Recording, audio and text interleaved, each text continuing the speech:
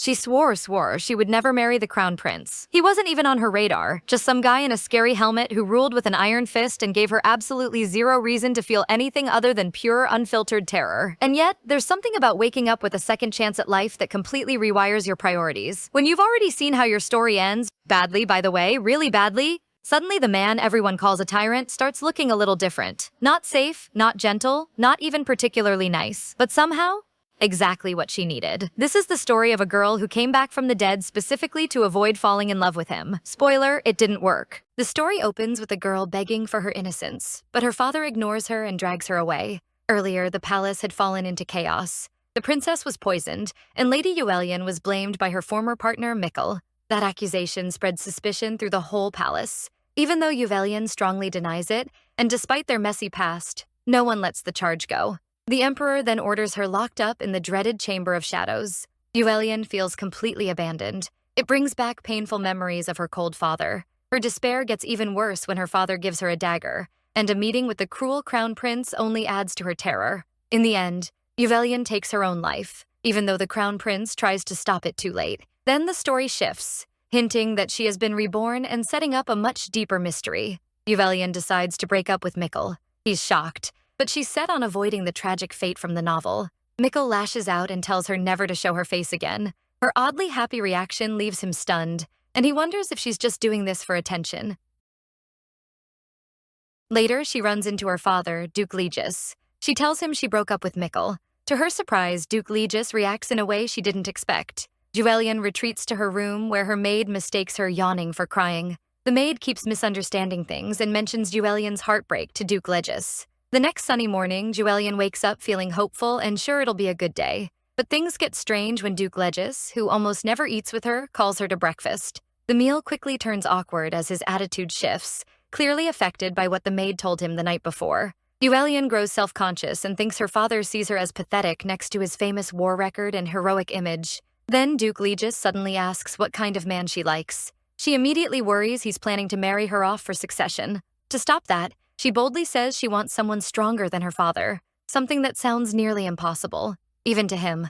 Soon after, he shocks her again by asking her to go out with him. It's something she's never experienced in all 18 years of her life. They head to a busy shopping street, with merchants loudly trying to sell their goods. To Uvelian's confusion, her father buys nearly everything that catches her eye, leaving her totally puzzled. After getting overwhelmed by the crowd, she slips into an armor shop, where she runs into a tall, sharp-eyed man who makes the day even stranger. Things get tense when the man's reaction annoys her. She notices he's handsome at first, but his attitude quickly gets on her nerves, and she tells him the item he wants is the one she was looking at, armor polish. The merchant is confused, but Uvelian insists and claims she needs it because her accessories have lost their shine. While the merchant goes to bring out a big supply from storage, the man takes what he needs, leaves one gold coin, and starts to leave. Uvelian follows to correct him, bumping into him and realizing he must not know local prices. She quietly explains that one gold coin can buy 10 bottles of armor polish. Back with her father, Uvelian, tired and confused by his strange behavior all day, stumbles while walking on the stairs. Her father quickly catches her and carries her to the carriage. Even when she asks him to put her down, he refuses. While carrying her, he gives her odd advice, telling her to find someone she likes soon. Then a strange feeling rushes through Uvelian's body, and she faints in his arms, leaving him panicked. After 4 days unconscious, Uvelian wakes from a dream of her father crying at her bedside, only to find him gone. Legis stops by briefly, but soon leaves again, and she feels a little disappointed. Back in her room, she finds piles of gifts, flowers, and letters asking about her health. Wanting to leave her villainous image behind, she decides to answer them herself. One goal she sets is becoming independent through hard study, despite being rich. But when she goes to the library, she finds her father there. That leads to him grilling her nonstop about the book in her hands. The questioning finally stops when Legis gets a visitor. But before leaving, he tells her to read a book on strategy and tactics. Tired out, she finds a pendant under one of the books and plans to return it to her father. But while looking for him, she overhears Legis arguing with a man named Max in the aisle. Listening in, Uvelian learns that Max is Legis's student. When Legis says that people sometimes grow stronger to protect a weakness, it reminds her of the Chamber of Shadows and makes her think he might have someone precious he wants to protect. Legis adds that Max will probably find someone like that one day too.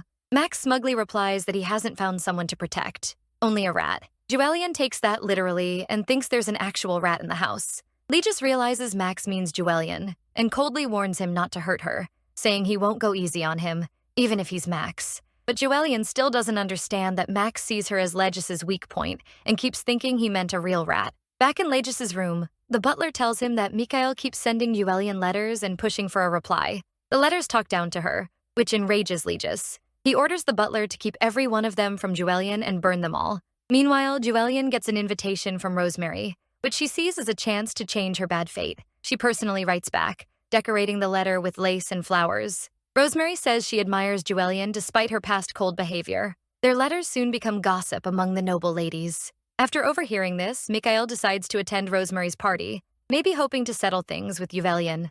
Uvelian goes shopping for Rosemary's gift, escorted by a ridiculous 12 knights because of her father. She visits Ion Theodore's workshop, knowing he'll one day become a master craftsman, and orders a present from him. Meanwhile, at the Floyans' manor, the butler shows Legis a list of possible suitors for Jewel. When he sees Maximilian Cassian's name, Legis frowns and immediately has it removed. Before he can deal with the rest, he's urgently called to the palace. While shopping, Jewel spots a shiny item she thinks would make a perfect gift for her father. As she considers buying it, Radian, Mikhail's cousin and a famous gossip, approaches and notices exactly what she picked. Legis is called to the Asha Empire Palace to investigate the assassination attempt, and he has to stay there for a few days to protect the Emperor.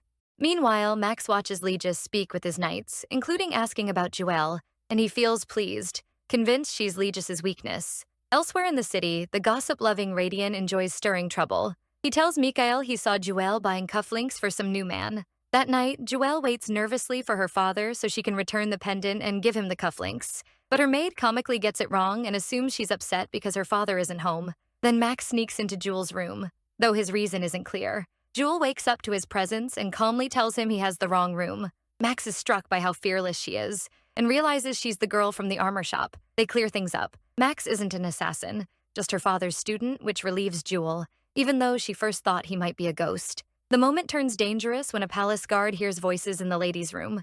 Max instantly draws his sword and presses it to Jewel's neck to keep her quiet. As they deal with the situation, Jewel picks up on what Max wants her to say to the guards, and they manage to send them away without suspicion. Once the guards leave, she asks Max to let her go. Max admits he has nowhere to stay, and Jewel feels sorry for him, guessing he got kicked out and came looking for her father, only to get lost. So she lets him stay in her room for the night, gives him a pillow, and falls fast asleep. This completely throws Max off. He came to remove Legis's weakness, but now he's lying beside Jewel, his supposed target, and getting strangely sleepy himself. When she wakes with a start, she finds Max asleep right next to her and can't help noticing how handsome he is. Then her imagination runs wild, and she panics that this could turn into a scandal and end up in the papers. When she reaches out to wake Max, he reacts on instinct, and Jewel falls to the floor. Max wonders how he ended up there, while Jewel thinks he acts like a grumpy cat she knew as a child. Expecting her maid soon, Jewel tells Max to hide in the closet, so no one gets the wrong idea about them spending the night together. The maid tries to come in but finds Jewel's door locked. Inside, Jewel shuts Max in the closet and answers the maid, who asks why the door is locked. Jewel says she was worried someone might barge in, but the maid laughs it off, saying even thieves stay away from the Floyan house. Max waits quietly in the closet, wondering why he acted so irrationally and thinking about how strange Jewel is. Then he hears odd sounds from the room and starts imagining weird things. He doesn't know the maid is just putting ointment on Jewel's bruises, which Max caused himself. Later, Jewel opens the closet and invites Max to breakfast. Her kindness makes him blush. Jewel unknowingly gives Max a cucumber sandwich, not knowing he hates cucumbers. Max works up the nerve to eat it, briefly forgetting why he came to Jewel's room in the first place. Meanwhile, at the Ashet Empire Palace, Duke Elios meets the Emperor and suggests setting a trap instead of keeping Duke Lugus only as the Emperor's guard. The Emperor doesn't look pleased, but he seems sure he can control Lugus with a mysterious ring. Back in Jewel's room, she reads while growing sleepy and watches Max sleeping nearby. When Max wakes and asks why she's staring, Jewel starts wondering when he plans to leave. She guesses he might stay until Lugus returns and throws him out. Then she remembers the gift she bought for her father and asks what Max thinks of it, accidentally making Max get the wrong idea. Curious, Max asks who Jewel plans to give the cufflinks to. Her vague answer only confuses him more. Knowing she used to like Mikhail, Max assumes the gift is for him so they can make up. That thought makes his voice turn sharp. Irritated, Uvelle explains she wants to get closer to her father, and the cufflinks are for him. Max smiles when he hears that, though he still says cufflinks aren't very useful for a swordsman. Even so, He assures her that her father will value the gift. At the imperial palace, Legis is resting in a tree when a knight rushes over with news about Juvel, making him jump down at once. The knight says Juvel has been worried since Legis left and is too unwell to leave her room. That makes Legis clench his fists and head straight to see the emperor. While Juvel struggles to write a letter to her father, Max quietly watches her. She asks him what he usually talks about with Legis. Max keeps quiet, not wanting to admit Legis often boasts about her. So Juvel decides to write the letter herself. An hour later, Max is shocked by what she wrote. It's an apology letter. He starts wondering how Legis will react when he reads it. Back at the palace, the emperor is furious that Legis still hasn't caught the assassin. Legis suspects Max is involved and figures he may be trying to turn him against the emperor. Even while holding back his anger, Legis shoots the emperor a cold, hostile look. In the end, Legis is ordered to remain one more day as the emperor's guard. Later, Juvel goes to her father's study to leave the gift on his desk, but she finds a list of possible suitors for her. One name is circled in particular: Maximilian Cassianachet, the crown prince. Juvel instantly misunderstands and thinks her father plans to marry her off to the cruel, insane crown prince. She has no idea Legis actually meant to cross that name off the list. Still shaken by the list, Juvel remembers the first time Legis asked about her ideal man. The crown prince may seem perfect on paper, but he's also a cold-blooded madman who kills without hesitation. In Juvel's past life, he even tried to torture her. The thought crushes her, and she breaks down crying. At the same time, Max waits in Juvel's room and catches an assassin sent by the Empress to tell him he must return to the Empire right away. When Juvel comes back to her room, she starts desperately trying to think of a way not to be handed over to the crown prince. But Max is gone. As she looks for him, she notices a note on the table. It says, "Don't come looking for me. I'll come back when it's time." Somehow, someone has grown attached to her without her ever asking for it. Riding away on horseback, Max thinks about the note he left and wonders if being with Juvel has started to feel natural. He almost wishes the guard hadn't come for him so soon. Meanwhile, Juvel dozes off and wakes to the empty room, with Max still nowhere around. When she spots the gift for Legis, she starts worrying he may be angry about the pendant she found. Her maid notices Juvel has been acting oddly and assumes it's because the Duke is away, so she suggests Juvel go outside and get some sun. The maids already set out snacks and cakes, but Juvel's favorite strawberry cake is missing. The maid panics and runs off to make one, leaving Juvel by herself. Juvel thinks that's probably better since she needs to figure out the pendant and suitor mess before her father comes back. But then Legis returns much sooner than she expected, shocking Juvel. She asks if he's had dinner yet and invites him to eat with her. Legis says he came back early because he'll never leave her alone again. His words confuse Juvel so much that she freezes. Then Legis asks to have dinner with Juvel and leads her to the dining room while holding her hand. There, he asks about the party she's attending and whether she already chose a partner, which makes Juvel nervous. She says she's still having trouble choosing from all the men who want to accompany her. Earlier in her room, she had found many letters asking to be her partner. Among them was Sir Boromir, known as a skilled and well-mannered imperial knight, Sir Edmund Rowain, famous for his looks and sharp wit,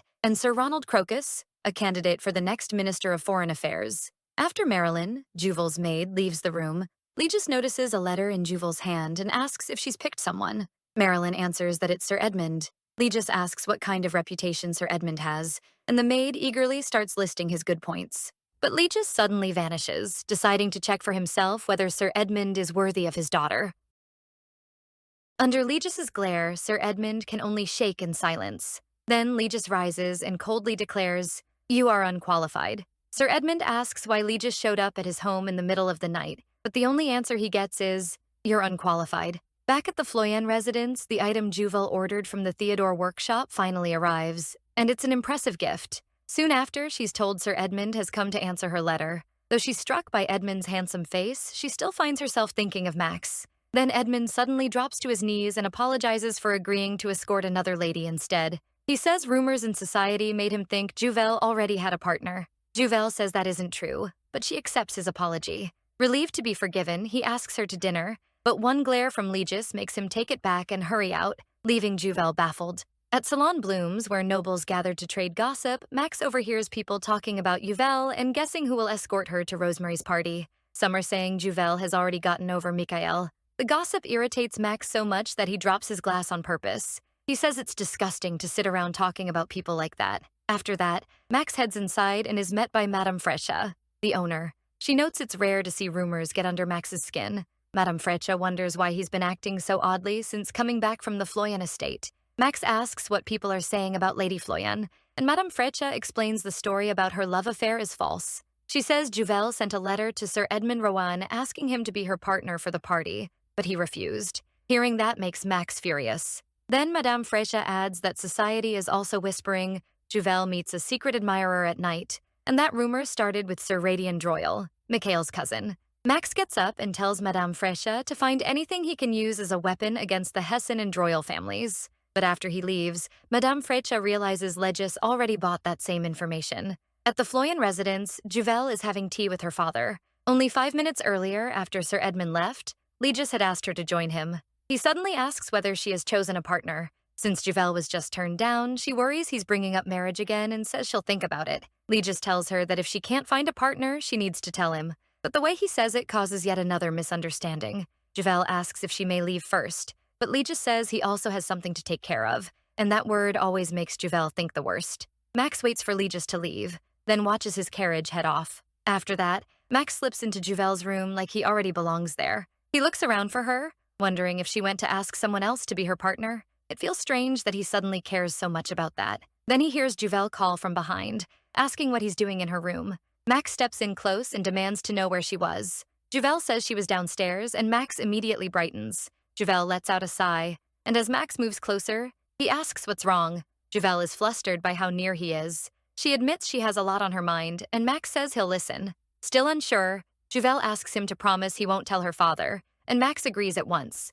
He even says she can take everything he owns if he tells Legis by mistake. That makes Juvel laugh, and she asks why he's betting all he has when he doesn't even own a house. Her smile leaves Max blushing. Juvel finally tells him she's been weighed down by the awful rumors about her secretly meeting another man. Because of those rumors, every man who offered to be her partner has backed out. Blushing, Max starts imagining what he'd do if Juvel asked him instead. In his dreams, Juvel admits she doesn't really care about lacking a party partner. The real issue is that her father seems ready to marry her off. The idea of Legis forcing her into marriage makes Max furious. So Juvel says she needs to prove to Legis that she already has a partner. Max hints that the right partner may be much closer than she thinks. Juvel pauses, then realizes who he means. She thanks him for the idea, and Max blushes harder, thinking she's about to choose him. Instead, Juvel says she's going to ask Geraldine. Max is stunned and furious. He demands to know who Geraldine is because he really thought she meant him. Who the hell is Geraldine? Max blurts out. Juvel explains that he's her cousin and also her knight. That calms Max down, though he still can't understand why hearing it makes him feel so relieved. As Max gets ready to leave, Juvel gives him a pouch of money and says he can stay there if he needs to, which makes him blush again. Meanwhile, Legis stops Sir Ronald Crocus on his way to Floyan Manor. He pressures Sir Ronald to turn back, saying he's not worthy to be Juvel's partner. But Sir Ronald refuses and insists Uvelian will choose him in the end. When he calls Legis's daughter by only her first name, Legis's anger spikes, and Sir Ronald quickly backs off. At Floyan Manor, Juvel keeps thinking about the rumor of her secret lover, and suspects Sir Droyle spread it. She figures that if Legis wears the cufflinks, the rumor will disappear at once. During tea with Legis, she gives him the pendant and the cufflinks, leaving him speechless. From Legis's reaction, Juvel realizes asking him to wear the cufflinks may have been too much. She carefully brings up finding a partner for the upcoming party. Before she can explain, Legis says he'll attend with her. He thinks she was asking him to be her escort, and Juvel is left stunned. Max looks troubled. His mind is clearly stuck on Juvel. Madame Freya, one of Max's knights, cuts in to update him about Victor. Victor is acting as Max's stand-in, but the Emperor's men are getting suspicious. Max tells Freya to make sure Victor acts more naturally. Then Freya brings up the rumors about Juvel. She warns that the nobles at Lady Rosemary's party will be eager to shame her. Max orders Freya to attend the weekend party and handle a task for him. At the party, some young ladies wait for Juvel and guess who her partner will be. Freya overhears them and says they can find Juvel's secret lover by checking who wears the cufflinks. That grabs their attention, especially since Mikhail is there too. On the way to Rosemary's party, Legis tells Juvel he'll stay by her side, so she has nothing to fear. When they arrive, all eyes turn toward them as Juvel and Legis step out together. Juvel thinks about how badly she used to want attention after feeling abandoned by her father. Now she doesn't want his love again, and she even plans to run away because he arranged her marriage to the crown prince. Still, she wonders how Legis truly feels about her, because he treats her like someone precious. When he takes her hand to steady her, everyone notices the cufflinks he's wearing. They realize the gift was meant for her father, though some still suspect she bought another pair at the last second. Legis's cold glare scares them into silence. Mikkel sees this and smugly decides Uvelle still wants no man but him. Rosemary and her mother come to welcome Legis and Uvelle. Rosemary hesitates at first, but then greets Uvelle warmly and thanks her for coming. Uvelle gives Rosemary her gift, and Rosemary is delighted. The other ladies praise how clever and unique it is. Rosemary asks where Uvelle got it, and to everyone's surprise, Uvelle says it came from the Fyodor workshop. That makes the others see her in a much better light. Tired from all the socializing, Uvelle steps outside for air. Max is secretly watching her from a tree nearby. He panics when he sees tears on her face, but she only teared up after a huge yawn. Max jumps down at once and asks why she's crying. Uvelle is startled by his sudden appearance. As he gently wipes her tears, Max tells her not to cry. He asks who hurt her, clearly worried.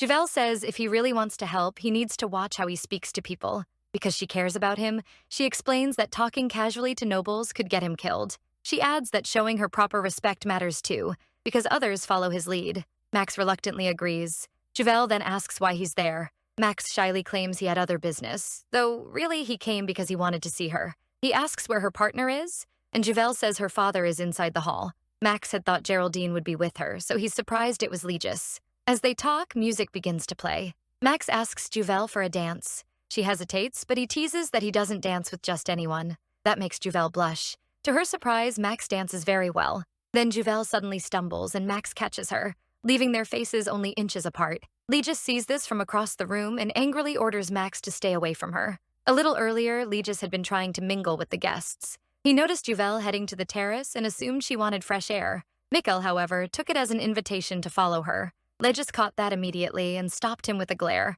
He was already angry that Mikkel dared look down on his precious daughter. Then Legis heard Uvelle speaking with someone. Seeing a man's silhouette beside her, he realized she wasn't alone. When their faces moved closer, Legis rushed over in fury to stop anything from happening. Once he sees the man is Max, he can't believe Max would chase after his daughter. Even in his anger, he remembers taking Max in as his student to keep a promise to Max's mother. Still, Legis refuses to let Max get close to Uvelle, seeing him as a cruel, arrogant prince no matter how skilled or handsome he is. Uvelle worries Legis will hurt himself when he crushes his wine glass in anger. Noticing her concern, he softens and gently tells her to leave with him. Max reaches for Juvelle's hand and asks if her foot is hurt, but Legis knocks his hand away and says it's none of his concern. Then he lifts Uvelle into his arms and warns Max not to come to his house again. He'll be the one visiting Max. Everyone stares at Legis as he carries Uvelle away, making her uncomfortable. She asks him to put her down, but Legis refuses, saying she shouldn't force herself while injured.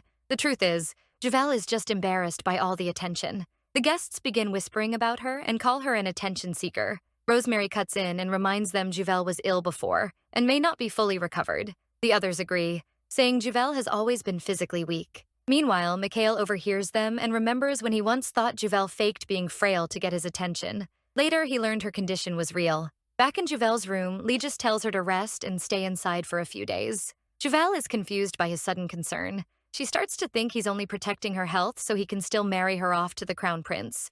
Uvelle thought breaking things off with Mikhail had solved her problems, but now she may be in even deeper trouble. At Salon Bloom's, Max can't stop thinking about Uvelle after that day. He even dreams about catching her and imagines their faces getting even closer. After that, he tells Madame Freya to send Uvelle an invitation. Freya warns it won't be easy since Uvelle is now so popular and flooded with invitations. At the same time, Uvelle is buried under piles of invitations. When the butler brings another letter from Earl Herand, from the Empress's mother's family, she doesn't even have the energy to answer. Uvelle believes Legis is busy arranging her marriage to the crown prince, so she knows she needs an escape soon. Then someone knocks on her window, and it's Max. Uvelle suddenly gets an idea, invites him in, and asks him to date her. The letter from Earl Herand was actually the one Max had Freya send. When Uvelle never replied, Max came to see her himself. He even waited until Legis was out before visiting, and instead of trouble, he ends up getting asked out by Uvelle. Max is thrilled and instantly starts imagining a future family with Uvelle, but his fantasy crashes when she explains that the relationship would only be a contract. Uvelle thinks Max is the perfect fake partner because he's skilled with a sword and also Legis' student, but Max clearly doesn't like the idea. Uvelle tries to sweeten the deal so he'll agree, but he only looks more upset. Then she says the contract ends once she leaves the house, which throws Max off. He asks why she'd choose something that would make her miserable. Uvelle explains that her father has chosen a man she can't refuse. Max asks who it is. After making him promise again to keep quiet, she reveals the name. Maximilian Cassianache. At first, Max isn't fully paying attention, but then it hits him that she just said his name. He feels awkward and uneasy because he knows the truth. Juvel wants to pretend she's dating someone so Legis won't force her to marry the crown prince. Still, Max tries to argue that the crown prince might suit her, and that marrying him could help her since he'll become the next ruler. But Juvel refuses. She says she'd rather stay alone forever than marry that sadistic tyrant. Max is stunned and leaves, completely downcast. Juvel is left wishing he would at least give her a clear answer. Max returns to Salon Blooms in a gloomy mood, leaving Madame Freya confused. He suddenly asks why a woman would want to avoid her future husband. Freya wonders if there might be some reason beyond simple hatred for the man. She suspects this involves Juvel, but Max denies it, almost slipping up about their earlier talk. Noticing Freya's interest, Max stops himself and changes the subject. Then Freya shares troubling news. Isabel has sent another assassin to kill him. Max remembers Juvel's rejection of the cruel crown prince and surprisingly decides to spare the assassin, shocking Freya because she's never seen him act like this. Max then asks about any marriage proposals, and when there are none, he leaves at once. At Salon Blooms. Meanwhile, in the Floyan house, Juvel and Legis share a calm dinner, though Juvel quietly hopes he won't bring up marriage. Out of nowhere, Legis mentions the crown prince, catching Juvel by surprise. She quickly tries to turn the talk elsewhere by asking about the First Empire and its artifacts. That makes Legis go pale. He abruptly excuses himself, claiming urgent business. Juvel is left confused, since this is unlike him.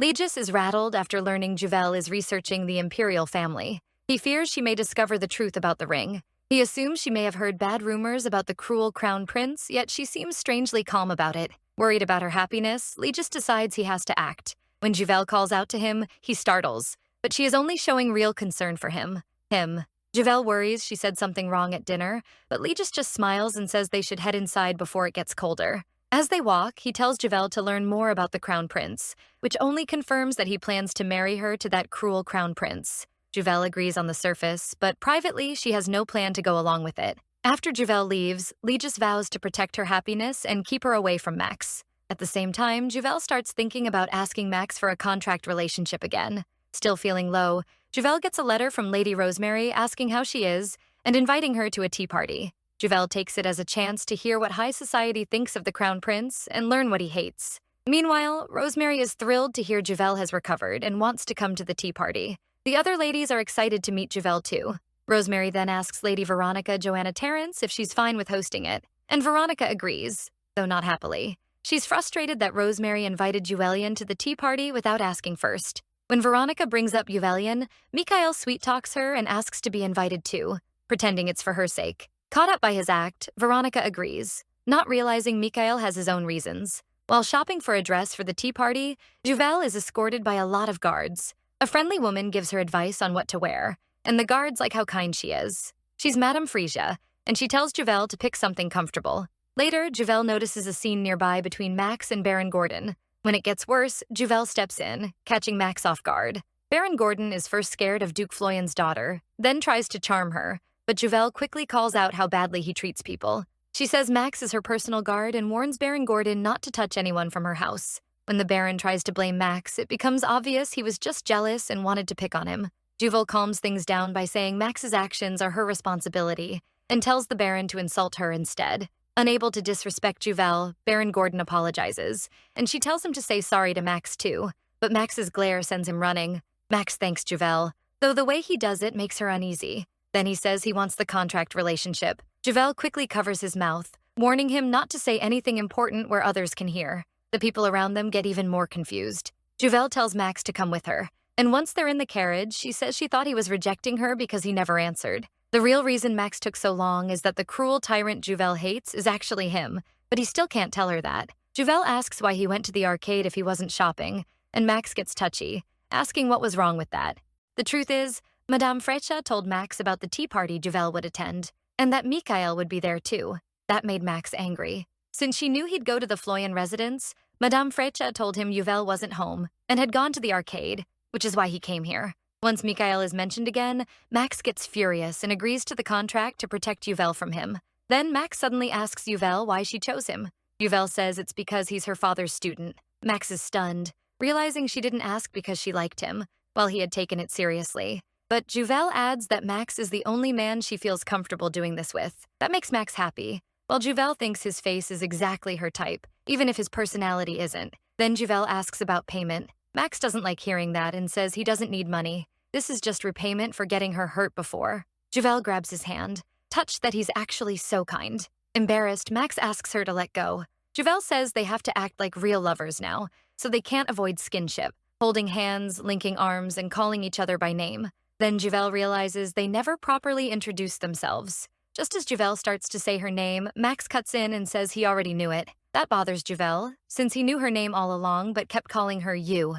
Still, she says she knows his name too because she heard her father use it. Thinking Max is a nice name, she says he'll become a great person someday. Then Juvel brings up the contract again, and Max's mood drops right away. Even though he already refused payment, Juvel insists they still need a contract to protect both of them. Max says he trusts her and knows she wouldn't hurt him.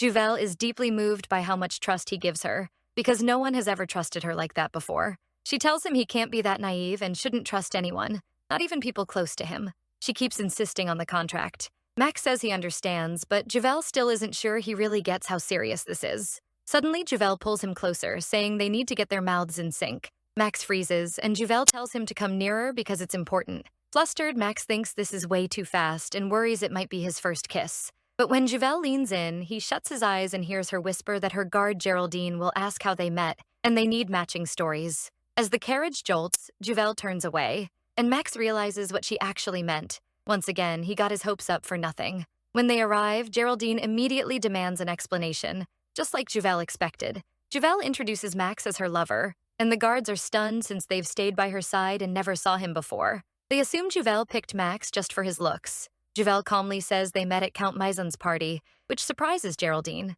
Even in mercenary clothes, Geraldine thinks Max might be a noble and wonders what house he's from. Juvel explains that Max isn't a noble. He's one of the hired mercenaries. That shocks the guards even more. Geraldine finally asks Juvel to explain exactly how they met. Before arriving, Max and Juvel had already agreed on what to tell him in the carriage. Max reluctantly decided to follow Juvel's lead. So Juvel tells Geraldine she saved Max and starts their fake story. Max had been surrounded by noble ladies, and then Juvel showed up and asked if they'd seen Mikael. The women ran off, and Max said Juvel had saved him, so he wanted to repay her. The guards are speechless, then suddenly decide Max may look scary but is actually soft-hearted.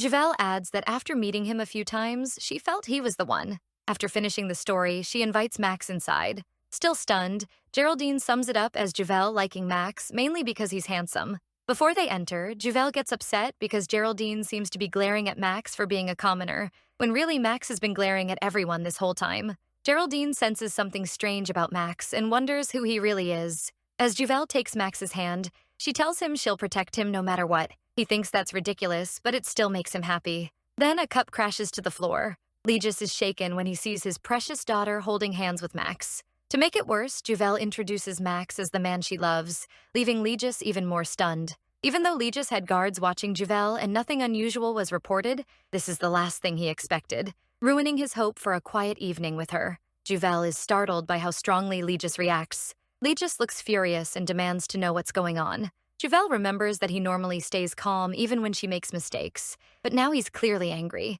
She assumes it's because this isn't part of his plan. Clinging to Max's arm, Juvel says they are officially dating. Legis can hardly believe what he hears. They move to the drawing room. Max politely pulls out a chair for Juvel, and she smiles back at him. Watching this, Legis can't match Max's gentle treatment of Juvel with the cruel person he believes Max to be. He suspects Max is tricking his daughter into loving him and using her to speed up the rebellion. Legis asks how they met, and Juvel gets nervous. Fooling Geraldine was one thing, but fooling her father will be harder. To make it sound believable, she mixes truth with lies. She says Max came looking for Legis, and since it was late and she thought he had nowhere to go, she let him sleep in her room. The word sleep makes Legis boil with rage, but Juvel quickly says nothing happened, and Max nods. Legis warns that nothing must happen between them, or Max won't leave alive. He's horrified that instead of telling Derek the butler to find Max a room, Juvel brought him into hers. Juvel argues it was late and Max wouldn't hurt her because he's Legis's student. But Legis knows Max is dangerous and impossible to predict.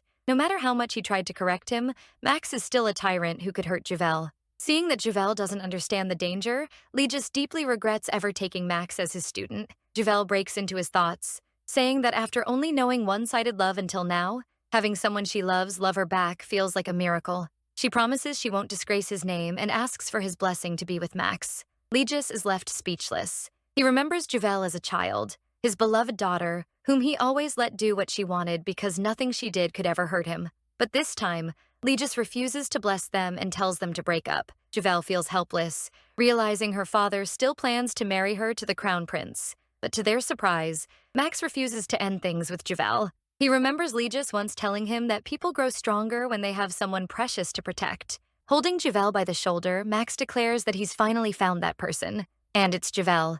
Juvel is honestly impressed by how well he plays the part. Legis cuts in, unconvinced. Not long ago, Max called Juvel a rat, and now she's suddenly precious? Max reacts even more strongly, saying he won't just stand by if Legis tries to come between them. He even says his teacher comes second now. That only makes Legis angrier. He snaps that Max is no longer his student. Juvel goes pale. She never thought it would get this bad. Max then asks the shaken Juvel to leave with him. As they head out, Legis yells for them to stop and grabs Max's shoulder. Max shoots him a glare and tells him not to order him around. Juvel grows worried, feeling that Max has gone too far. Still, she tells her father to calm down and says she'll handle it. Legis is caught off guard by how firmly Juvel says it. He slowly lets go of Max. Then he watches them leave. Outside, Juvel thanks Max for standing up for her, but says he crossed a line with her father. She makes it clear she never wanted him disowned or insulting Legis. To Juvel, forcing help on someone who doesn't want it only helps yourself. Max is startled and asks if she still wants his help. Taking his hand, Juvel says she does. But if he keeps helping like that, she'll have to find another way. So Max asks what she wants him to do.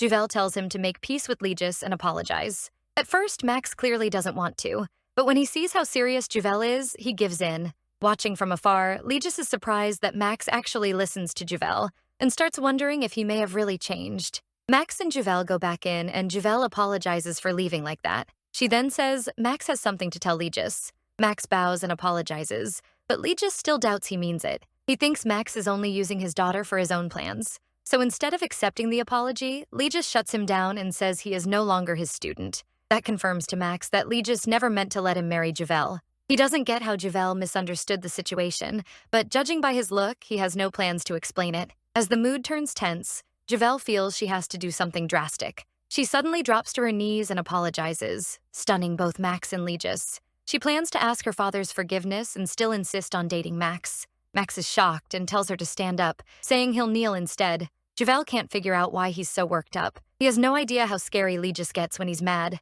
She tells Max she won't stand until she says everything to Legis. Hearing that, Legis pushes Max aside and says he understands, then tells Juvel to get up. Juvel notices that Max and her father suddenly seem almost in sync. Still, she knows it's too soon to relax. She explains that Max acted that way because he loves her so much, promises to help him do better, and asks Legis to forgive him. He agrees right away. Juvel is surprised it worked so easily. As both Max and Legis keep telling her to stand, she wonders what to say next when Legis suddenly adds that he'll forgive Max's words. But that doesn't mean he approves of their relationship. Juvel tries to persuade him, saying he doesn't have to agree now, just give them a little time. Deep down, Legis still can't accept them, no matter how much Juvel pleads. But he decides to let things play out so Juvel can see what Max is really like and break up with him herself. In the end, Legis agrees to Juvel's request, and both she and Max feel relieved. Juvel thanks him, while Legis feels guilty for misleading her because he believes he's protecting her. Juvel is thrilled, thinking her father approved the relationship. As she and Max drink tea, she reminds him to write up the contract and asks if he wants anything from her. Watching the elegant way Max drinks his tea, Juvel wonders if he might be the runaway son of some noble family. Then Max suddenly blurts out that it's the worst tea he's ever tasted. That makes Juvel think he can't be a noble after all, since the tea is top quality and even her father's favorite. Max finishes writing the contract and gives it to Juvel. After reading it, Juvel sees it's a complete mess and needs fixing. She spends a while editing it, then finally shows the finished version to Max and asks if he wants anything changed. But the second he reads it, he tears up the contract Juvel worked so hard on. Juvel is left speechless. She thinks that if Max had a problem with it, he could have just said so. It reminds her that he's never cared much about her feelings. He used to leave without a word after she looked after him for days, vanish without answering her, and snap at her again and again. Juvel realizes that if they go through with this contract, they'll be seeing each other often, and she doesn't want to be looked down on anymore. So she says she wants to end the contract right now. To be fair to Juvel's hard work, she had told Max to read it carefully, and this was his reaction. He expected a few simple rules, but instead got a long, formal agreement. The part saying both sides had to report where they were if they'd be unreachable felt way too much to him. He didn't even demand that from his subordinates. Then another clause annoyed him even more. It said their dates should, if possible, happen in crowded places. Max tore it up out of pure pride, feeling like Juvel was treating him like some pet to show off. But Juvel doesn't stay quiet. After seeing that, she decides to end the deal before it's even signed, which completely shocks Max. He argues that they already got Legis's permission, so quitting now isn't an option. He reminds her she's supposed to marry the crown prince otherwise, even insulting himself by saying that if she won't fake date him, she'll end up with that trash tyrant. It's almost like he's arguing against himself, but Juvel stands firm, saying they aren't a good match and will only wear each other out. Seeing she won't budge, Max says she's deciding too fast. Juvel points to the torn contract as proof that he has no intention of meeting her halfway, and says she can't sign with someone like that. Max is caught off guard and remembers how often he treated his subordinates the same way, ripping up papers they brought him. For him, destroying documents is practically a habit. Juvel then tells him she hates being ignored because it hurts her pride and ruins her whole day. Max hears her out, but his pride still tells him he's the one helping, so why should he be careful with her? Yet Juvel seems to read that on his face and says, if helping her is that hard for him, then they should just stop, since she's the one who asked. Max struggles over what to do. Part of him knows that if he keeps being stubborn, he may never see Juvel again. The other part tells him not to care. But when he sees how down Juvel looks, he quickly chooses to drop his pride and apologize to her. Then he obediently signs the contract. The sudden shift confuses Juvel, but at least it works out. Juvel is relieved the contract is finally done, while Max feels strangely manipulated. Juvel is excited to finally act like they're a real couple. She plans to ask Max to go with her to the tea party at Count Terrence's home. Max asks if she knows who'll be there, and Juvel mentions Lady Rosemary and a few other friends. From that answer, Max realizes she has no idea Mikhail is coming too. He suddenly stands and declares that he'll go with her. Juvel wonders why he seems so eager. On the day of the tea party, everyone is surprised when Veronica brings Mikhail with her. She says she followed the rules as host and invited whoever she wanted. Rosemary objects, saying the guest list should have been agreed on first. Mikhail cuts her off, saying Rosemary is the one who usually acts without asking anyone. He grabs Veronica's shoulder and calls Rosemary strict with others but easy on herself. Some of the other ladies agree, pointing out that Rosemary also got permission only after inviting Juvel. So to them, letting in 2 exceptions isn't a big deal. Mikhail smirks and thanks them with a pleasant smile. Rosemary is still uneasy. She worries Juvel will be uncomfortable when she sees Mikhail there. Then the door opens and Juvel walks in with Max, surprising everyone. Mikhail's face darkens at once. He thought he had already cleared the way to come here, so seeing Juvel arrive with another man is a real shock. Rosemary politely asks who Juvel's companion is, and Juvel introduces Max as her lover. The other ladies are amazed by how handsome Max is, and they quickly say he and Juvel look perfect together. Max secretly wishes the ladies would say it louder so Mikhail could hear. Juvel thinks Max is doing pretty well and plans to praise him later, but they forgot one thing. Mikhail is still boiling with anger. The moment Max meets him, he shoots him a cold glare. Mikhail takes it as Max looking down on him. The other ladies eagerly watch the drama unfold. It's a clash between the current lover and the ex. Mikhail still thinks Juvel is only acting to get his attention. He assumes Max is some commoner since Juvel never gave his family name, and believes she picked him just to make him jealous. So Mikhail quickly changes his expression and greets Juvel with a smile. That instantly irritates Max, while Juvel wonders why Mikhail is acting so friendly. Still, Juvel ignores his hand and answers him calmly. Then she thanks Max for coming with her. Max takes Juvel's hand and pulls her close, clearly trying to show Mikhail that Juvel is with him now, while Juvel thinks he's just nervous from the look on his face. Then Rosemary cuts in and invites Max to stay for the tea party, which makes Juvel nervous. The other ladies agree with Rosemary, and Juvel gets even more worried. Max, though, decides Rosemary must be Juvel's biggest ally since she's helping him. Just as Juvel is about to refuse, Mikhail suddenly objects, and Lady Veronica offers Max another room to wait in instead. Juvel sees that as a huge relief. She was worried about managing Max during the party, so Veronica just saved her. Mikhail then tries to charm Veronica, hoping Juvel will notice. Watching Juvel's reaction, he convinces himself she still can't forget him and that he still has a hold on her. But Juvel is actually watching how Veronica acts around Mikhail, which reminds her of how she used to be when she loved him. Even though Mikhail is supposed to marry the princess, he's still acting sweet to Veronica. Juvel just hopes Veronica doesn't end up as a villainess with a tragic ending. While waiting in the room like Juvel asked, Max realizes he can't sit still without knowing what Mikhail might do. Thinking back to Freya's story about how Mikhail treated Juvel, he gets up, ready to act. Meanwhile, Mikhail keeps up the act, trying to make Juvel jealous by asking Veronica to go on a picnic sometime, and Veronica takes it seriously. He wants Juvel to watch everything and react like she used to, but Juvel isn't paying attention to him at all. She's busy talking with Rosemary and the other ladies about Max. When his plan fails, Mikhail feels crushed. Then Rosemary suggests that Juvel join their tasting group as the newest member. Juvel is caught off guard and politely refuses. Mikhail still can't believe what he's seeing. Juvel's attention isn't on him at all. It's on the ladies. As they excitedly welcome a new member, Juvel struggles with whether to accept. But Veronica objects and reminds everyone there are proper steps for joining. Just as Juvel is about to decline again, she notices something and is stunned to see Max up in a tree outside the window. Now Juvel is worried someone else will spot him, so she can't focus on Rosemary explaining the requirements. When Juvel keeps staring at the window, Mikhail follows her gaze and spots Max in the tree, leaving him shocked. Juvel is too busy thinking about how to get Max back inside, so she answers Rosemary without really thinking. The moment Mikhail locks eyes with Max, Max gives him a rude hand sign, which makes Mikhail furious. He gets up from the couch and asks to step out for some fresh air. Veronica reaches for him and tries to follow, but Mikhail jerks her hand away and says he's going alone, leaving Veronica stunned. Meanwhile, Juvel is still worried someone will catch Max in the tree, but when she looks again, he's gone. As the ladies excitedly talk about trying Juvel's special tea, Juvel is completely confused. She was too distracted by Max to follow any of it. When Rosemary says she's looking forward to the tea too, Juvel asks what they mean. They explain that to sign up, Juvel has to host a tea party and serve her special tea. Juvel goes pale. Outside, Mikhail rushes out with a sword in hand, but Max is already waiting for him and mocks him for taking so long, which only makes Mikhail madder. In the restroom, Juvel sighs over the tea party she never meant to host. Then Veronica storms in, upset, asking why Juvel kept staring at her during the tasting and then sighing. Juvel is startled that her feelings showed so clearly. She explains that she's angry at Mikhail because he used her too, and his kindness was never real. That only makes Veronica mad, and she insists Mikhail is not using her the way he used Juvel.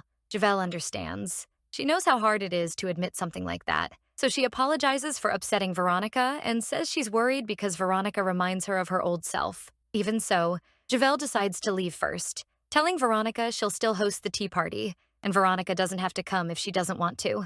Outside, Mikhail is burning with rage, and his hand goes for his sword. Before he can pull it, Max drives a knee into him and drops him to the ground. Shocked by Max's strength, Mikhail demands to know who he is and why he's with Juvel. Max only glares instead of answering, but a moment later Mikhail's sword is at his throat. With a smirk, Max says he and Juvel are lovers. That only makes Mikhail even angrier, until Juvel interrupts and yells at him to drop the sword. When he turns to her, he calls her Uvelian, but she coldly reminds him he should be calling her Lady Floyan. As Mikhail lowers his sword, he feels Juvel slipping away from him because of Max. In front of Juvel, Mikhail questions their relationship, and she fires back by asking why he pulled a sword on her lover. As he tries to explain, he calls her by name again, and Max cuts in, telling him to address her properly as Lady Floyan. That sets Mikhail off, and when he's about to draw his sword again, Juvel warns that her father won't overlook a palace knight drawing steel so easily. Then, to Mikhail's disbelief, Juvel runs to check if Max is hurt. Seeing that, Mikhail grabs her hand and begs her to listen. Max instantly snaps and orders him to let go of Juvel's hand, but Juvel calms Max and says she wants to speak with Mikhail for a moment. Max frowns, while Mikhail takes it as proof she's chosen him. But when he suggests going somewhere private, Juvel firmly tells him to let go of her hand. That leaves Mikhail stunned, while Max clearly comes out on top. After Juvel pulls free and puts Mikhail in his place, he shouts that she's ignoring him for some uneducated commoner. Juvel and Max just turn back in confusion. Mikhail still thinks she's the same as before. People really can change. Juvel makes it clear she doesn't care about him anymore, but Mikhail throws back that she once said she loved him. Juvel admits she did, but not anymore. As she leaves with Max, she tells Mikhail she wants nothing more to do with him. The other ladies who saw everything slowly back away, but Veronica moves in to comfort Mikhail. He shoves her off and tells her to stop clinging to him like a bug, sending Veronica to the ground in shock. She remembers what Juvel said in the restroom and starts crying as she finally understands how Juvel once felt. In the carriage, Juvel stares at Max and decides he needs to be taught some discipline. She warns him to be more careful in public, especially after what happened with Mikhail, because it could lead to serious trouble. Max just boasts that he's strong enough to beat 10 Mikhails at once. Juvel says she isn't doubting his strength. She's worried about his safety. But Max stays cocky and insists nothing can hurt him. So Juvel stands right in front of him and says she's truly worried. No matter how strong he is, he can't get careless or show openings when he may have enemies waiting to strike. Her words bring back memories of her past life, when the enemies she made left her alone at the worst moment. Seeing her face, Max says he'll do as she asks, surprising her. She hesitates, unsure he really gets that his life could be at risk. Max says he understands. She doesn't want him attacking nobles or fighting back against them. Relieved, Juvel thanks him for understanding. Still, Max admits he enjoys putting annoying people in their place. Even so, seeing Juvel worry about him makes him think being nice might be worth it. Back at the Floyan house, Max is stunned to learn Juvel's dinner invitation wasn't meant for just the two of them, but includes her father too. Legis fixes Max with a sharp stare and tells him to sit. Max freezes, so Legis repeats himself even more harshly. Seriously, Dad, be a little nicer to Max. Juvel had no idea her father was actually home, which is why this turned into such an awkward surprise. Max sits beside her as the servants bring out the food. Juvel quietly tells Max to use the outer spoon for soup, which confuses him since he already learned proper manners long ago. But before he can say anything, Juvel gives him such a trusting look that he decides to follow her lead. Then a servant asks how they want their steak cooked, and Juvel quickly orders both hers and Max's medium rare. Max goes pale because he hates undercooked meat. Still, he keeps following Juvel's directions on the utensils and misses his chance to object. Legis watches as Juvel wipes sauce from Max's face and thinks Legis thinks Juvel has been fooled again and shouldn't trust men so easily. When the steak is served, Juvel insists on cutting Max's for him herself. Max feels awkward about it. Watching this, Legis calls Juvel over. He doesn't like Max making her use her delicate hands to cut his food. Max tenses up when he sees Legis point a knife his way and worries for his life. But Legis only wants Juvel to hand over Max's plate so he can cut the steak himself. Juvel takes it as her father trying to get along with Max. While cutting the meat, Legis notes that the inside doesn't match the outside, using the steak as a jab at Max's attitude toward Juvel. Max, however, catches the meaning right away and sees through Legis acting like he accepts them. But Juvel assumes her father is only talking about how medium-rare steak looks. Then Legis suggests they have tea together later.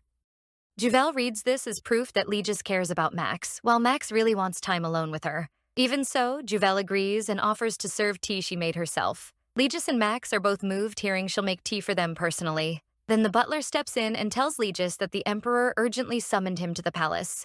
Juvel tells Legis it's fine to go and they can have tea another time, but Legis says Juvel's tea matters more, and Max quickly agrees. So the three of them end up having tea together.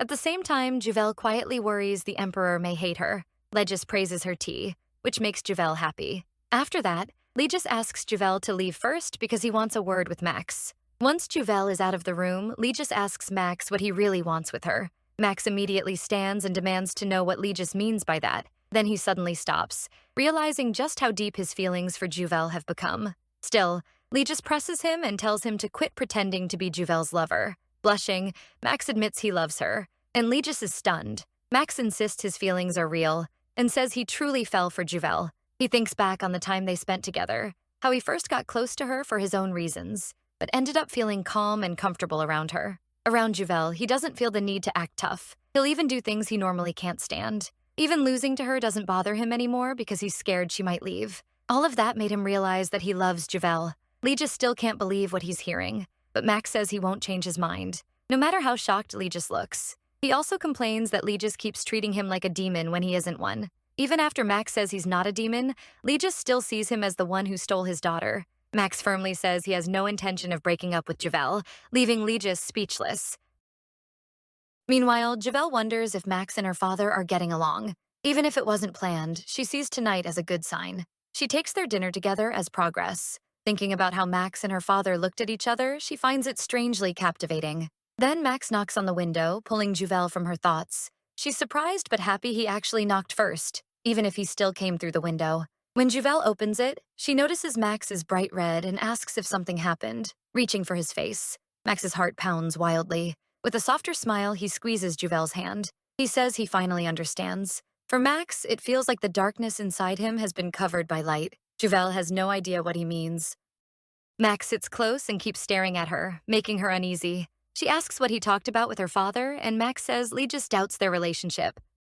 That shocks Juvel, even after all her effort to act loving toward Max. Max suggests they spend more time learning about each other and sharing what they like. but Juvel's mood changes fast as she worries Legis might uncover the truth since he keeps pushing her toward the prince. Caught off guard by that, Max asks if she hates the crown prince that much. Juvel says the crown prince terrifies her, and rumors say he killed his closest servant for no reason. Max can't tell her the servant had actually tried to poison him. Even though he tries to stop her from judging the crown prince by rumors, Juvel is still afraid the prince could kill her. Feeling stuck, Max asks if she'd marry the crown prince if he promised not to kill her. A chill runs through Juvel. She starts thinking Max is oddly obsessed with the prince, but says she might consider it if the crown prince promised to spare her. Max is thrilled and thinks that if he just tells Juvel he won't kill her, they can marry. Juvel, meanwhile, can't stop shivering with the crown prince's image stuck in her mind. Suddenly, Max stands and says he should leave, wanting to fix his reputation. It's time for him to head back to the palace. As Juvel sleeps, she feels uneasy and dreams about her childhood with her mother. In the dream, her mother says they're playing hide-and-seek and tells her to stay hidden in the wardrobe until she says it's safe to come out. Little Uvelian asks if her father will play too, but her mother suddenly says the other person is a monster and warns her not to let it find her. Scared, Uvelian asks what happens if the monster does. But before her dream mother can answer, a huge hand grabs her small neck, and the crown prince appears, telling her she's going to die. Uvelian jolts awake in shock. She feels sick and thinks about calling for a doctor. The dream about her mother stays on her mind, even though she doesn't truly remember her. At the palace, the emperor is furious as he reads a report. Legis arrives and greets him, but the emperor only complains that he took too long. Legis apologizes and says something delayed him. The emperor ignores that and orders Legis to leave for the south at once. Legis is shocked. The emperor says he received word that Margrave Lennox may be planning a rebellion after gathering an army without permission. Margrave Lennox, Lord of the South and a brilliant strategist, has always kept a strong army. With troops gathering now, it more likely means he's preparing for a possible invasion from Regan. Legis thinks the emperor is again twisting loyal actions into betrayal, and he hates being sent away from Juvel for such a pointless order. He tries to persuade the emperor, explaining that Lennox has always been loyal and has long defended the empire from Regan. The emperor smirks and says Lennox is only loyal because he refuses to be controlled. He adds that he never doubts Legis's loyalty, since Legis has no choice but to stay by his side. That leaves Legis both angry and helpless. He wants to kill the emperor, but can't. Not now, when all he can think about is Juvel being left behind. His precious daughter still carries the wounds he caused. She suffered just for loving a father he believes never deserved it. Legis thinks he deserves Juvel's hatred forever, because what he did can't be forgiven. Even so, his love for her has never changed. He wonders if he can simply remove the collar on his neck and finally love Juvel freely. His thoughts are cut off when someone enters, shocking both him and the emperor. It's Max in his crown prince form, cheerfully saying he missed his father. The emperor is completely thrown by his sudden appearance. Max asks if they were discussing something important, then fixes the emperor with a cold stare and demands to know what it was. Fear hits the emperor as he realizes Max has grown strong enough to threaten him. He worries Max may move against him if Legis is gone. Legis quickly tells Max he's receiving a confidential order and asks him to leave. But Max raises his voice, acting offended that Duke Foyen would command him.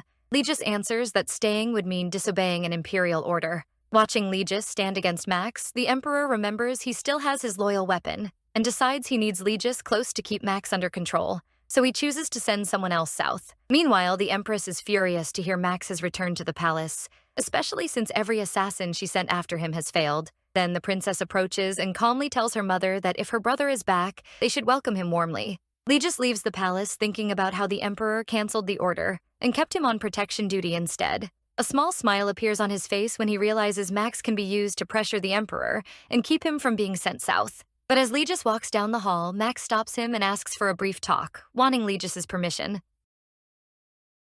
In Max's room, a servant brings drinks, and after she leaves, Max takes off his helmet. Legis asks what he wanted to discuss. Max asks what happened during Legis's talk with the emperor. Legis reminds him it was a confidential order, and Max clearly dislikes that answer, already thinking of other ways to get the truth. He then brings up the earlier assassination attempt on his father, but Legis brushes it aside. With dry sarcasm, Legis says the one behind it still hasn't been found. His cold stare makes it clear he suspects Max, but he'll let it slide as long as Max stays away from Juvel. Max tries to throw his weight around with Legis, but he gets nowhere again. Legis then asks to take his leave, quietly telling Max that because of him, he no longer has to go south. Before leaving, he warns Max with a sharp look to stay away from his daughter. Frustrated, Max throws the cup beside him, but the knight in the room catches it and points out that it costs a fortune. After that, Max starts thinking about what to do next. His first plan is to send Juvel a letter as the crown prince, but he quickly realizes Legis would likely have the butler destroy anything from him. So Max decides to ask Freya for advice. The knight then says that if advice is all he needs, he can help too. Max calls Victor over, and Victor lifts his helmet. Max hands him his own helmet and warns that if his real identity is exposed, it won't end well. Then Max leaves. Annoyed, Victor slams the helmet to the floor and starts grumbling, but Max suddenly calls to him from behind. Victor instantly makes up an excuse, saying the helmet was too slippery. Max asks him how to send a letter without the head of the house finding out. Victor looks confused, so Max reminds him that he's known as the biggest playboy in the army. With a hard look, Max demands an answer. A little later, Max ties a note to a bird's foot and threatens the bird if it fails to deliver the message. As it flies off, Max wonders if Juvel will stop worrying once she reads it. In her room, Juvel is busy writing something down. She's nervous about the tasting event, especially that her clash with Veronica might keep people away. Then she looks toward the window and suddenly yelps when a bird starts pecking at it. Shaking, Juvel watches the stubborn pigeon keep trying to get in. Just then, Marilyn comes in with a tray of desserts and is shocked by Juvel's fear. Juvel begs her to chase the pigeon away. Marilyn quickly grabs the tray and throws it at the bird. The pigeon flies off and Marilyn spots a letter tied to its foot. She tells Juvel it's a carrier pigeon, which only confuses her more. Carrier pigeons are usually used for secret messages, mostly in war, not between nobles. Juvel instantly assumes the letter is a threat, while Marilyn guesses it could be a love letter. Juvel can't shake the feeling that something dangerous is behind it. The pigeon returns to Max, and his anger makes the poor bird tremble. Then Freya steps out from behind him and notes that he tried sending a letter by pigeon. Max says it was for Juvel, but it never made it. Freya asks what he wrote, and when he says, "I will not kill you," she's relieved it never got there. She explains why that message would have felt like a knife to the heart. Freya also tells him that if he wants to meet Juvel as the crown prince, he needs a proper reason. Max agrees. As he lets the bird go, he asks for the latest palace news. Freya says word has reached the emperor that Margrave Lennox is gathering troops. Max thinks it over and figures nearby Regan may be getting ready to invade. Freya adds that aside from more food being stored, nothing else looks suspicious, and the official reason is famine relief. Even so, Max decides to meet Margrave Lennox. That shocks Freya, who warns it's too dangerous. Since Lennox has lost the Emperor's favor, meeting him could look like treason, but Max sees a chance here. If it works, they could gain the south and pull the whole empire to their side. The opening is already there. Now he just has to win the people's support and use it to grow stronger. On the day of the tasting event, Juvel is still tired from last night's pigeon scare, though she's glad things worked out. Marilyn tells her the guests have arrived. Rosemary warmly greets her first, and Veronica comes right after. Juvel is surprised Veronica actually showed up. By custom, both the master and mistress of the house should welcome guests, even at a small gathering. But knowing her father, Juvel assumes he won't bother and plans to handle it alone. Then the guests suddenly stare past her in surprise. One lady quietly asks Rosemary if Juvel has an older brother. Rosemary says no, leaving Juvel confused. When she turns around, she's stunned to see Legis coming down to greet everyone. Juvel can't believe it. She never told him about the party because she thought he'd never come out for something like this. The guests bow to Legis, but he tells them to skip the formalities. He says he's proud that Juvel arranged the party on her own and gently pats her head. Flustered, Juvel thanks him. She can feel how much he's changed, treating her like a truly treasured daughter. When the tea is served, Rosemary is impressed by the taste, and the others praise it too. One lady asks how Juvel made the flavor so special. Juvel spaces out for a moment until someone calls her name.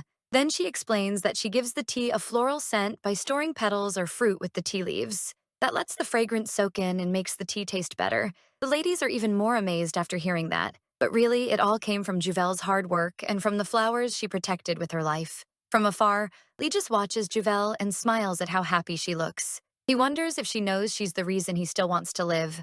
His thoughts drift back 13 years to when he came home covered in blood and collapsed onto his bed in frustration. The blood on his hands reminded him how powerless he felt, and he hated not knowing how long he'd have to keep living as the Emperor's weapon. Then the door opened, and little Juvel walked in, happily greeting him. She came closer, but Legis felt he couldn't face her like that. When he didn't answer, Juvel climbed onto the bed and curled up in his arm. She patted him and said a little prayer, asking that he be protected and that the world grow bright enough for him to smile too. Legis was so moved, his eyes filled with tears. In that moment, he knew Juvel was his comfort and his savior, and he swore to love her forever. That memory changes Legis's expression. Juvel notices right away, and when their eyes meet, he suddenly turns and leaves, confusing her. Then Veronica announces that the crown prince has returned to the capital. Everyone is shocked, especially Juvel. Not long after, Max arrives and apologizes for being late. The ladies are instantly charmed by him. Juvel tells him to sit beside her. As all eyes turn to them, Veronica blurts out, relieved that Juvel already has a partner and won't be picked as crown princess. Both Juvel and Max are startled, but for very different reasons. Juvel is horrified by the idea of becoming crown princess, while Max takes it as a goal. The other ladies are alarmed too and start whispering about the crown prince. Hearing them insult him right in front of him, Max silently endures it. He glances at Juvel, hoping she won't join in. The girls keep spreading ugly rumors, saying the crown prince is hideous and cruel, and that the former empress drove him out of the palace for that reason. Max is shaken, and Juvel feels they've gone too far. To stop it, Juvel says they shouldn't judge the crown prince without meeting him first. He might be nothing like the rumors. Her words deeply move Max. The other ladies agree. But Juvel's real worry is that if they keep insulting him, they could get in trouble for speaking badly about the imperial family. Max is struck by the fact that Juvel refuses to judge someone by rumors alone. Rosemary agrees, admitting she first thought Juvel was scary because of gossip too.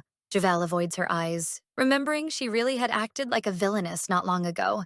Rosemary says Juvel has actually been kind and gentle, and the others join in, praising things like her sharing the secret of her tea. Then Veronica cuts in, saying Juvel's place in the tasting group should be judged fairly. She notes that the tea was just plain Darjeeling, but still praises it, and shyly accepts Juvel as a member of the tasting event. After the party, Juvel feels worn out as she thinks about joining the group. She isn't that happy about it, since being around lots of people still makes her uneasy. Max remembers what Madame Fresha told him about Juvel, that society always gossiped about her, which may be why she pushed people away and treated them badly. He realizes he's drawn to Juvel because they've gone through similar things. 13 years earlier, people accused young Max of killing animals and called him a demon capable of cruel acts. Max ran to his mother, crying as he swore he didn't do it and begged her not to hate him. She held him close and told him the real reason she had warned him to stay away from her. She worried Isabel might have hidden poison somewhere nearby, but his mother told him she had always believed in him. That memory comforts Max.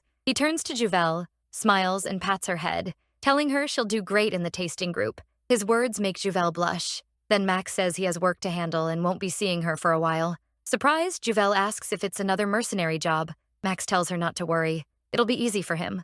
Relieved, Juvel thinks he's stronger than he looks. Then Max notices her makeup is smudged. When Juvel tries to wipe it off with her handkerchief, he teasingly snatches it away. Leaning close, he jokes that she better not flirt with other men. They're a couple now, even if it's only by contract. After that, Max says goodbye. And before Juvel can answer, he vanishes. 2 months pass after the tasting test. They've had 4 more tea parties, and Juvel has grown closer to the other members. Even so, she still feels lonely. Legis has been busy, and Max hasn't contacted her once. While thinking about that, Juvel overhears some ladies talking about Reagan declaring war on Hachette. She and Veronica, on the way to the temple, stop to listen. Seeing Juvel worry, Veronica says there's nothing to fear. Hachette won a big victory thanks to the crown prince. She says Rosemary's older brother mentioned that the crown prince and Margrave Lennox held the empire's defense with plans they started 2 months earlier. The crown prince even charged into the enemy camp himself, cut down their commander, and ended the war. Now the palace is preparing a victory celebration next month, and every noble has to attend. Juvel is stunned. Meanwhile, Legis meets someone in a bar while disguised. He apologizes for meeting the man like this. The man says it's fine since they're both busy. He says Max made quite a show of himself by winning the war, and as a magician who can't return home, he sees hope if Max becomes emperor. Legis explains he came in secret to ask about Cersei's ring. Back at the temple, Veronica sees Juvel looks ready to collapse and tells her to rest while she gets a night. While Juvel waits, a priest comes over and asks to see her hand. Before Juvel can ask why, the priest grabs it and starts speaking like she's giving a prophecy. She talks about a time traveler and says Juvel made the wrong choice, one that could lead to deep sorrow and a sacrifice from someone who loves her. Uncomfortable and angry, Juvel pulls her hand away. Then she starts to leave. But the priest stops her and demands 1 gold coin for the prophecy. Nearby at the fountain, people whisper about a crying woman. It's Princess Beatrice, crying alone to calm herself. Isabel got furious after hearing the palace would hold the victory celebration close to Beatrice's coming-of-age ceremony. Juvel walks away from the priest, still annoyed, and accidentally bumps into the princess. Their eyes meet. Not knowing who she is, Juvel quickly apologizes. Seeing the woman crying, Juvel thinks about leaving her alone. But after hesitating, she turns back and offers Beatrice her handkerchief. Instead of thanking her, Beatrice snaps and asks if Juvel is pitying her. Still, she uses the handkerchief to wipe her nose. Then Beatrice opens up, saying people's expectations are crushing her, and sometimes she wants to give up. Juvel asks if she has a coin and tells her to toss it into the fountain with a wish. Beatrice doubts it will help, but she throws in the coin anyway. To both their surprise, it lands right in the center. Juvel says that means her wish will come true, but Beatrice says that won't fix anything.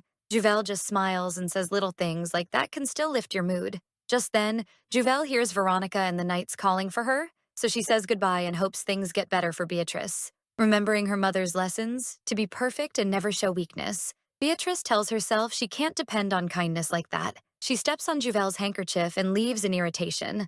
At the Floyan estate, Legis anxiously waits for Juvel, who still hasn't returned. Then her carriage finally arrives and she looks exhausted. Juvel is startled when Legis calls her out for being late. She explains she got stuck talking at the temple and lost track of time. Legis understands and says he was worried. Juvel is surprised he isn't angry. She admits she's been frustrated lately and wanted a change, so she stayed out too long. Looking at her face, Legis wonders if she's been down ever since Max left for war. He begins to think he may have to accept Juvel and Max together, since Max will protect her when he can't. Later in the dining room, Juvel can't eat. Even a cherry tomato reminds her of Max. She regrets not asking him to send letters. Seeing how down she looks, Legis mentions that the Crown Prince won a huge victory and will return soon. He adds that the victory banquet is coming up, assuming Juvel must be excited. That catches her off guard. She starts cutting her meat a little too hard and says attending feels more like duty than something to look forward to.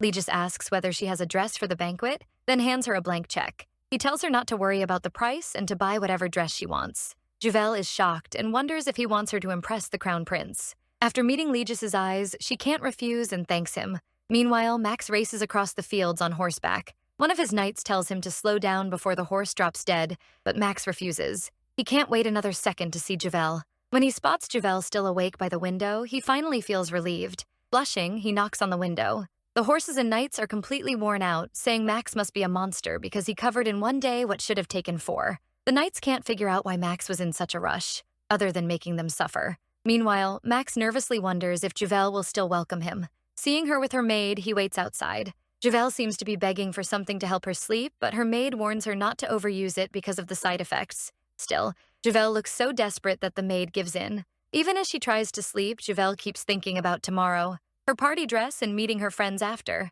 Then she hears a soft voice call her name. Max appears before her. Thinking she might be dreaming, Juvel reaches out and pinches his cheeks. Still unsure if he's real, she suddenly breaks into tears and says she was worried, sick and angry he never contacted her. Crying, Juvel admits she thought something awful happened to him, or that he got tired of her and left. Max hugs her and promises that if he ever has to leave again, he'll send letters. Little by little, Juvel calms down and falls asleep in his arms. As he watches her sleep, Max notices the sleeping potion by the bed and sees why it worked so well. But he also realizes it dulls the mind, almost like being drunk. Max plans to leave and return tomorrow, but suddenly Juvel grabs his collar in her sleep and pulls him closer, making his heart pound like she's asking him to stay. He strokes her hair and decides to sleep beside her. Elsewhere, Legis visits his wife's grave and thinks back on their time together. He remembers when they both cried, and Amelia blamed herself for ruining his life. But Legis comforted her, saying everything would be fine because his love for her would never change.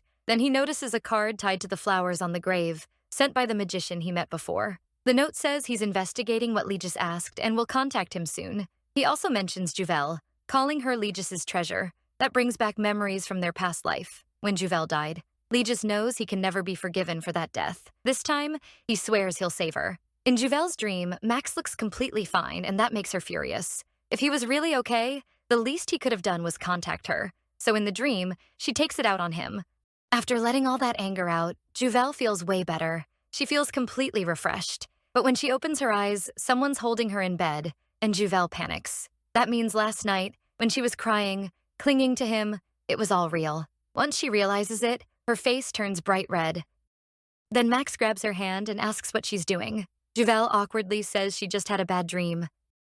As he strokes her face, Max asks if it was a nightmare and tells her not to worry. He promises he'll stay by her side from now on. Then he teases her, saying he never thought she'd miss him so much she'd cry like that. Too embarrassed to take it anymore, Juvel jumps up and invites him to breakfast. At breakfast, Javel keeps a straight face, acting like she remembers nothing. She thinks if she plays dumb, Max can't tease her, but he keeps smiling. Meanwhile, Max is just happy to be eating with the girl he loves. Then he suddenly asks about Javel's nightmare.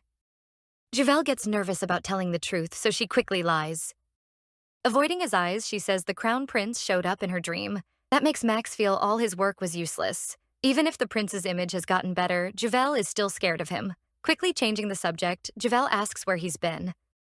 Max answers shortly that he was on the battlefield, which shocks Javel and makes her ask if he was drafted. Bitter, Max wishes he could just tell Javel he's the crown prince. Pushing those thoughts aside, Javel asks Max if he's all right. Meanwhile, Max thinks that if he tells her who he really is now, all the trust he's earned will fall apart. He brings up the prince's victory banquet and suddenly asks what she'll do if the prince asks her to dance. The question sends a chill through Javel. Still, she says she won't go near the prince at all. She plans to hide so well he won't find her. Half curious, half bothered, Max asks where, and Javel plainly says the terrace. Wanting time alone with her at the banquet, Max suggests a quieter place instead. Javel wonders how he knows about it. Max gets up and says he heard about it from the palace knights. He's set on clearing up every misunderstanding. He steps closer, brushes dirt from her face, and tells her to hide well there. Of course, the very crown prince she's trying to avoid will be the one to find her. In the Ashtet Empire, while the nobles praise the crown prince for defeating Reagan, the crafty emperor smirks and says the prince got that courage from him. But he quickly adds that it's still nothing compared to Legis's achievements, and the nobles do their best to hide their displeasure. Legis sees right away that the emperor is using him to show his displeasure over the prince's success. The main reason the empire still follows the emperor, besides Legis's support, is their fear of Max, who used to be known as a tyrant. Still, Max's image has improved a lot. Legis thinks that if people stop fearing Max and start respecting him, they have about 6 months left until the empire's foundation day. Then Max suddenly appears before the nobles and the emperor, catching them off guard. Behind his mask, he's smiling as he says he's returned from the battlefield to greet his father, the emperor. Seeing him arrive, Legis chooses to trust him and hopes Max can become the empire's light this time. The emperor puts on a false welcome and praises Max's great service. Max answers humbly and credits the emperor's guidance, but his calm reply only irritates the emperor more. He also thanks the emperor for preparing the victory banquet. The emperor then says the banquet is close to Max's sister Beatrice's coming-of-age ceremony. With a smirk, the emperor asks what Max thinks about letting Beatrice host it. Before Max can reply, the nobles jump in and call it a wonderful idea. They say a successful party by the princess will raise Max's prestige and show closeness between prince and princess, creating a better mood. Legis can tell everyone speaking up supports the empress, and they clearly want Beatrice to be the center of the event. But Max doesn't fight it. He understands what they're trying to do and calmly lets them have their way. To Max, none of that matters much. His real goal is fixing things with Javel. Looking at Legis, Max realizes he needs to be most careful with the one man who still hasn't accepted him as Javel's partner. He asks for permission to leave, firmly resolved not to give up on Javel no matter what Legis does. Now over to the Empress's side. The Empress Isabel vents her frustration. All the money she spent spreading rumors about Max now feels wasted since he's returned praised for his achievements. Isabel takes it out on Beatrice, blaming her for failing to win public favor. She even says she should have had a son instead, which crushes Beatrice. Isabel orders Beatrice to prepare the prince's party perfectly. Coming closer, she strokes her daughter's hair and says everything she does is for Beatrice's sake, then warns her not to fail again. Her face changes at once as she says the party must be a huge success and also make Max look insane. Through her tears, Beatrice agrees. And so, the long-awaited victory banquet finally arrives. At Florian's house, the maids gush over Juvel and say she'll be the star of the party. They don't know she picked a dark dress on purpose so she wouldn't stand out. Then Legis walks up behind her and says the carriage is ready. Juvel is thankful her father will draw more attention than she will. As they ride to the palace, Juvel looks downcast. She thinks this is her first time back since her rebirth, and she hopes she'd never return. The bad memories come rushing back. Then Legis says her name and tells her she looks beautiful. Juvel is stunned. She never expected praise from him. But Legis quickly adds that the crown prince will surely like how she looks, which only makes her more anxious. He also says people no longer see the prince as a tyrant, but as the hero who saved the empire. Legis says Juvel should be proud of him. Not knowing the truth, Juvel wonders why she would be proud. She admits she's surprised and never expected the prince to do so well in war. She says she'd always thought Legis would be the one to save the empire from Reagan, just like before. That catches Legis off guard, and he tells her he's sure she did believe in him, but what Legis truly wants to save most isn't the empire. At last they reach the palace, and when Juvel steps out, Legis gently takes her hand. Juvel knows she still has one problem she can't avoid, meeting the crown prince. Still, she calms herself by thinking she won't even be in the ballroom.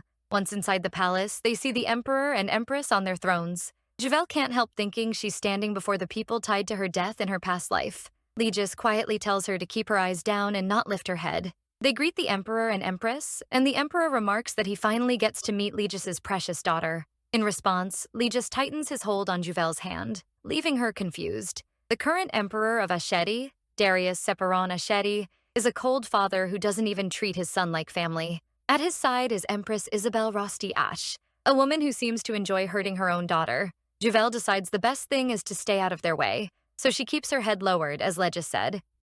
The emperor says he's pleased to meet Juvel at last. With a sly smile, he asks if Legis's daughter will be coming of age soon, and Legis answers that her ceremony is in 3 months. Clearly plotting something, the emperor smirks and tells Juvel to raise her head. She freezes at the order, but the announcement of the crown prince's arrival interrupts and saves her. The emperor is annoyed that Max has shown up without warning again. Perfect timing, Max. The emperor finally lets Juvel and Legis go join the party. Juvel can't believe she's about to see the cruel prince in person, without realizing he's already been close to her all along. Max comes down the stairs, his face hidden by a mask, dressed in dark formal clothes fit for the crown prince. His expression looks cold. Really, he's just tense about facing Juvel as the prince. That icy look fills the crowd with unease and curiosity as they wonder what's behind the mask. Juvel wanted to memorize the prince's face before running off, but the mask ruins that plan. Then Max's eyes land on Juvel, making her shiver.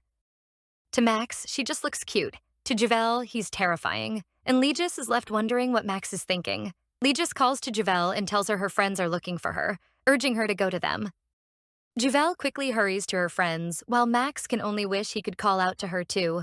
Standing by the throne, the emperor asks Max why he's wearing the mask everyone is talking about. The empress cuts in at once, mocking him for having no sense of style after growing up on battlefields. She throws Max a nasty smile, but Max stays calm and says the mask was a gift from his sister, who told him it would be a masquerade ball.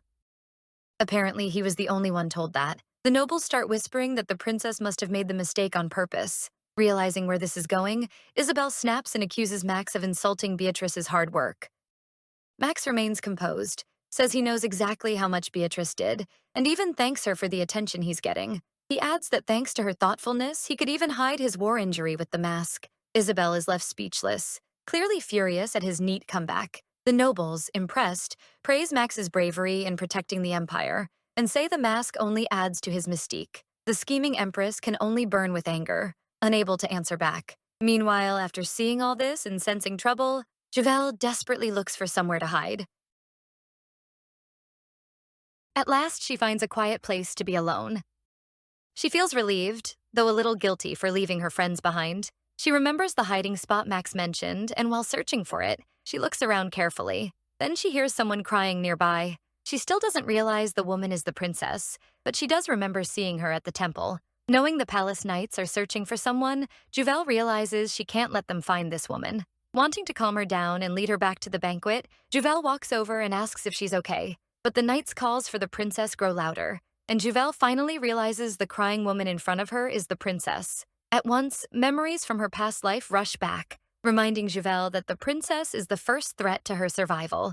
Tears still falling, Beatrice looks at Juvel. Beatrice quickly covers Juvel's mouth and tells her to stay quiet. Still hiding Juvel, she keeps her hand over her mouth. Beatrice urgently tells her to stay silent and follow along.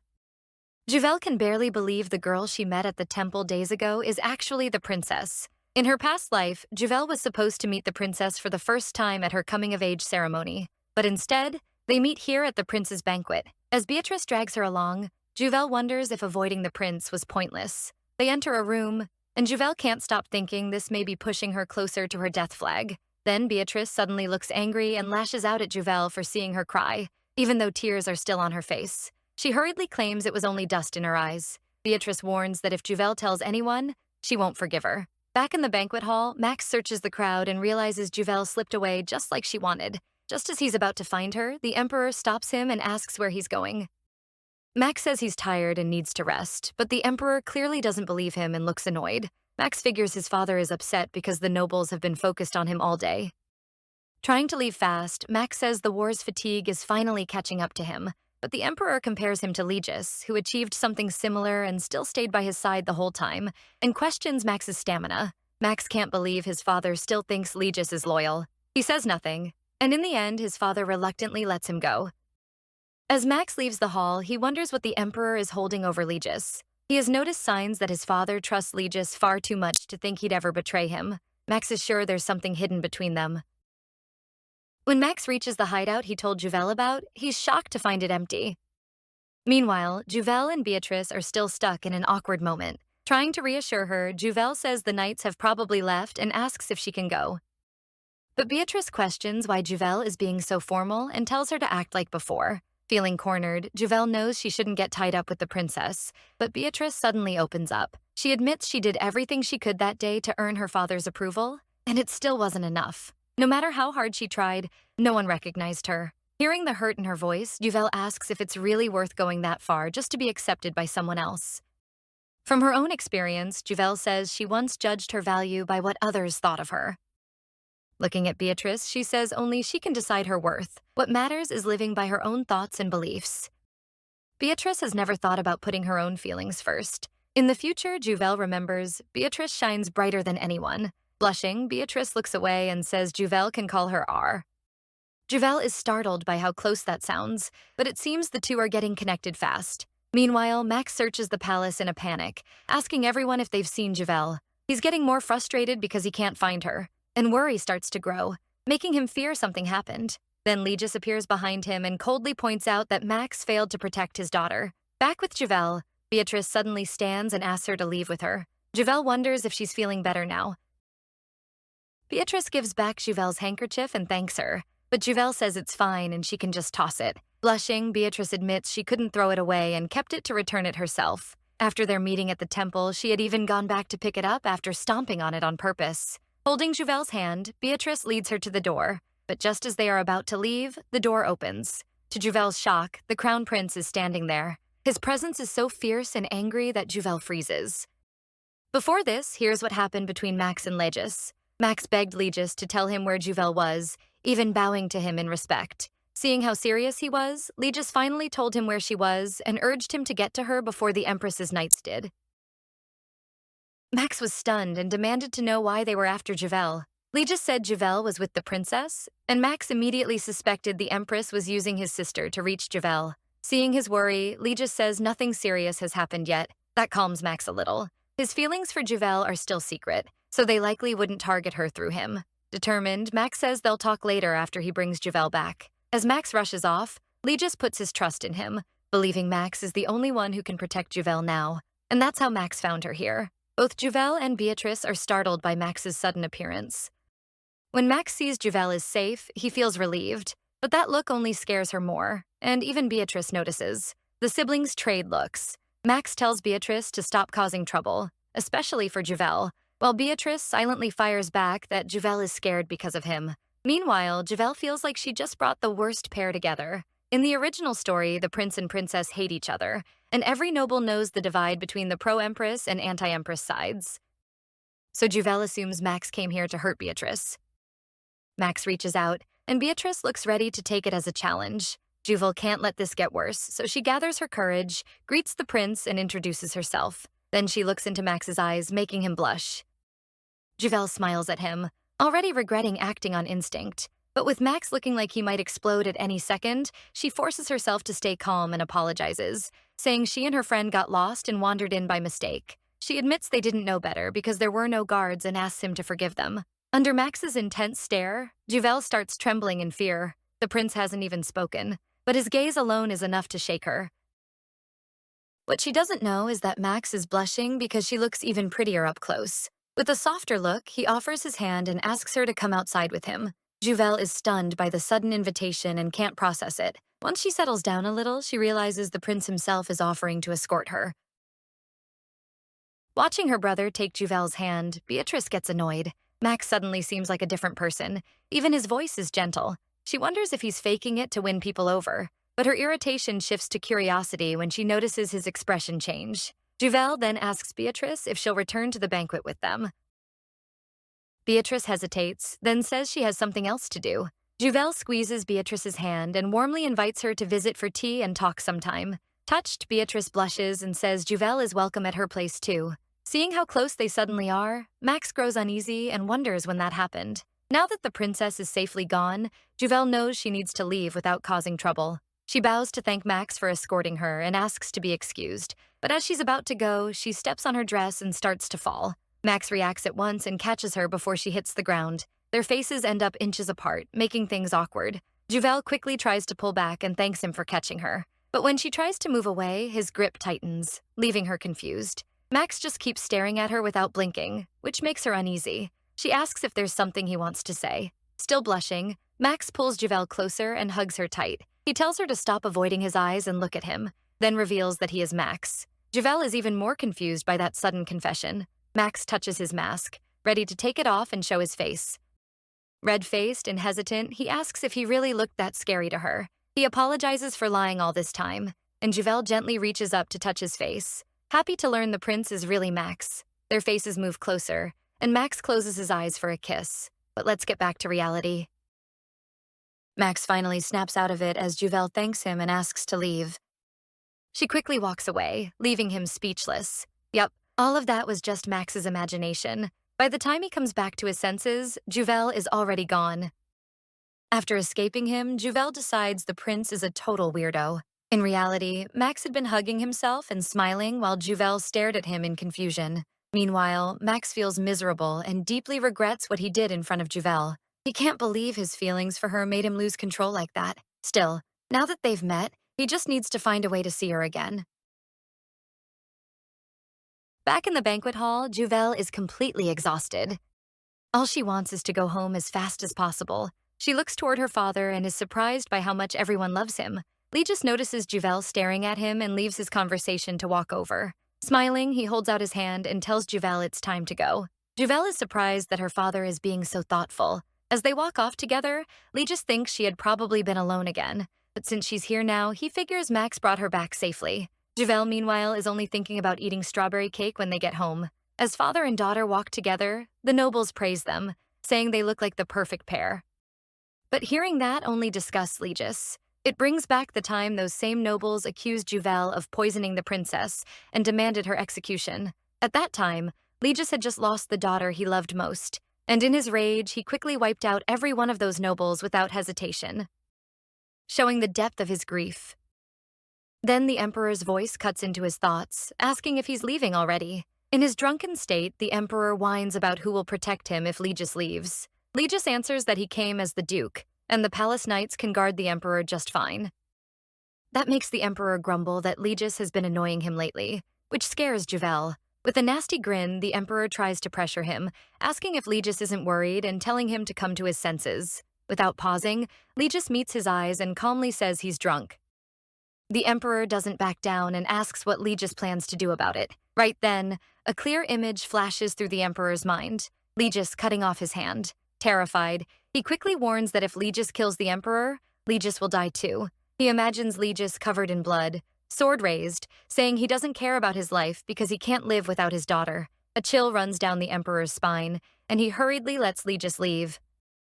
Still shaking, the emperor wonders what was hidden in Legis's eyes. Unable to understand why Legis would oppose him when the emperor still has the ring that can control him. As he watches Legis and Juvel leave the palace, the emperor keeps wondering why Legis has become so openly defiant.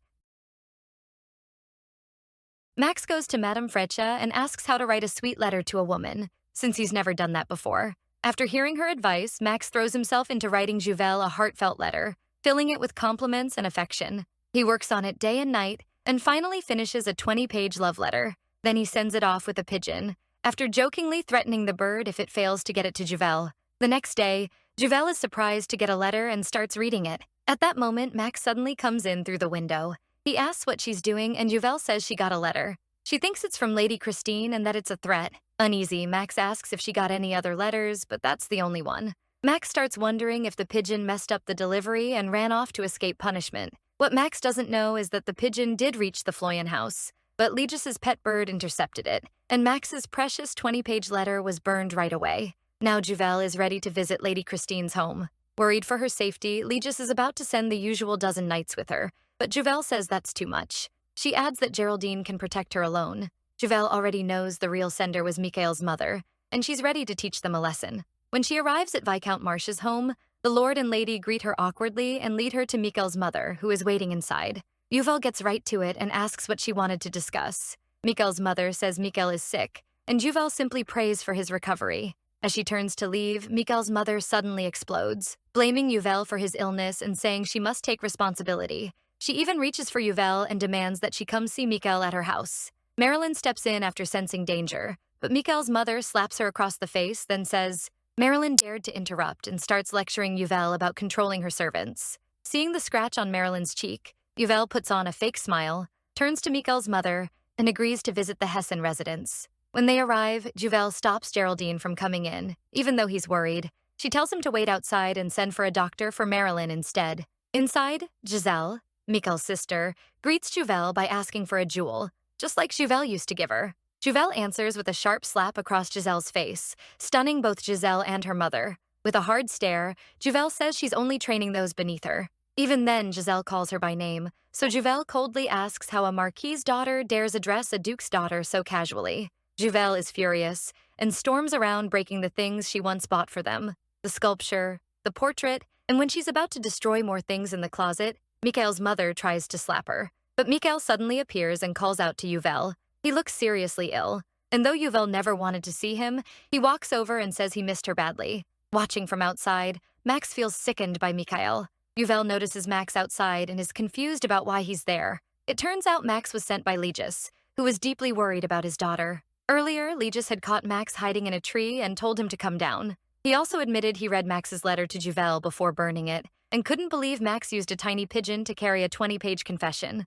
Max thought Legis was being way too protective and invading their privacy. Then Legis turned serious and asked if the letter truly reflected Max's feelings for Juvel, and Max said yes. Without facing him, Legis told Max to protect Juvel no matter what, making Max wonder if Legis had finally accepted him.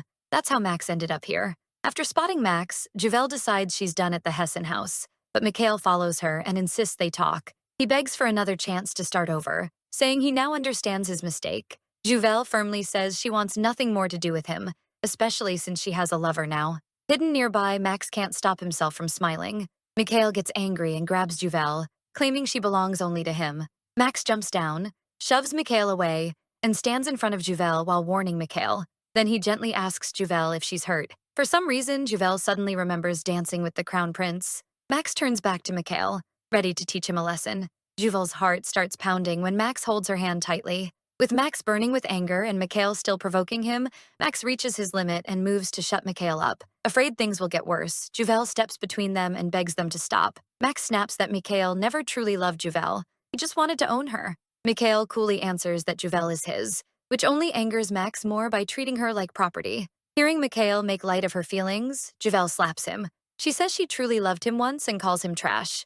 Mikhail stares in disbelief and answers with the same arrogance. But Max cuts him off and warns that if Mikhail hurts Juvel again, he'll kill him if he has to. Max vows to protect Juvel and says they'll live happily together. Then Geraldine arrives, saying he'll handle Mikhail and that Juvel should go with Max. Inside the carriage, Juvel thanks Max for helping her. As she treats the wound on his hand, she thanks him again for saving her and standing up for her. She also admits that even if his talk about living happily together was just an act, it still moved her. Max squeezes her hand and says he meant every word. Then he kisses her hand, confesses his love, and says he wants to end their contract relationship. Juvel starts wondering whether everything Max has done until now was real. Max plainly says he wants to end the contract and truly date her. Juvel wonders if the ease she feels with him and the loneliness when he's gone means she's in love. She tells Max she needs time to think. Her heart is pounding, but Max says he'll wait no matter how long it takes. Even so, he's starting to worry that Juvel might reject him. He also wonders when he should tell her he's the crown prince. While he keeps stressing over it, Juvel falls asleep as if she forgot someone confessed to her just half an hour ago. Max gently rests her head on his shoulder so it won't slump forward, but even if he looks calm, his heart is racing. Back at the Floyan house, Legis waits for Juvel. The moment she returns, he asks for an explanation. Seeing Geraldine there, Juvel wonders if he already reported everything, so she decides to tell the whole story from beginning to end. She even admits she destroyed all the gifts she gave the Hessen family so they couldn't demand payment for damages. Knowing Legis had always covered the cost whenever she caused trouble, she feels guilty. So this time she tried to make a scene that wouldn't cost too much. After hearing that, Legis smiles and even thanks her for thinking of him. He finds her consideration so cute that he laughs. Uvel feels a huge weight lift off her chest and goes on to tell her father that she met Mikael and talked with him a little. As Uvel starts explaining, tears suddenly spill down her face. That catches Legis off guard. Even Juvel doesn't understand why she's crying. Legis immediately gets on his horse, his eyes turning sharp. He says he'll destroy anyone who dared hurt his daughter. After wiping Juvel's tears, Legis tells her not to cry and promises he'll be back soon. Juvel feels a burst of joy knowing her father is on her side. Seeing how angry Legis is, Max thinks Mikael is seriously done for. At the Hessen house, a panicked servant runs in and tells Mikael's parents to get out because the front gate has collapsed. Before they can understand what's happening, Legis crashes through another wall and steps inside with a deadly stare. Furious, Marquis Hessen demands to know what Legis is doing. Legis throws down a bag of money for damages and tells them to move. Then he tears through the Hessen house with one blow. Marquis Hessen and his wife beg him to stop, but Legis refuses, saying trash who forgot their place dared to hurt his daughter. Mikkel shows up, stunned by the scene, and still arrogantly asks Legis what's going on. Legis says he's here because a worm like Mikael hurt his daughter, so he's destroying this place. He adds that he knows how the Hessen family has treated Juvel all this time, and he only stayed silent because Juvel didn't want him to step in. After that, Legis leaves them shaking. In her sleep, Juvel dreams about her childhood. She sees her father approaching her in blood-stained gloves and clothes. Back then, little Juvel was frightened, but when Legis turned away, she begged him not to leave. Juvel suddenly wakes up and grabs Legis, who came to check on her. Crying, she begs him not to go. Once she calms down, Juvel asks why he's there. Legis says he was worried she might still be upset about what happened earlier. With more courage now, Juvel thanks him for going to the Hessen family for her and says she was happy he stood by her. Legis gently holds her hands and tells her he's always on her side. Tears falling again, Juvel says she's wanted to talk to him because he's been so kind to her lately. Before, he acted distant and barely noticed her, so she thought he'd given up on her and would leave someday. Hearing that, Legis finally breaks down. He apologizes and says it's all his fault, admitting that the way he tried to protect her only left deep wounds and made her believe he didn't love her. Legis pats Juvel's head and tells her to rest, promising they can talk more next time. He then kisses her forehead goodnight and tells her to sleep well. Juvel is stunned by that and wonders if she's dreaming. Meanwhile, at the palace, Max storms into the Emperor's room without knocking, startling the Emperor, who is meeting privately with Count Pyrex. Count Pyrex sees Max and asks to be excused. Max instantly suspects they were scheming and considers having Pyrex followed. The Emperor tells Max he'll be Beatrice's partner at her coming-of-age ceremony. Max can barely believe it. Earlier, the Empress told Beatrice to pick Mikael as her partner, but Beatrice refused. Then the Emperor suggested the King of Regan to strengthen ties between the kingdoms. Beatrice felt awful, thinking her father only saw her as useful, especially when he picked that old pervert. So she ended up naming Max instead. Meanwhile, in Juvel's room, she's happy that the item she ordered from Ian Theodore has arrived. A whistle she can use if she's ever in danger. Then Max suddenly comes in through the window. He blushes when he sees Juvel adorably trying the whistle. He asks how something like that is supposed to protect her. Juvel blows it so loudly that even Max jumps. She explains that people can hear it from far away. Max then says he brought her something too. Kneeling before her, he offers himself, so she can call for him anytime.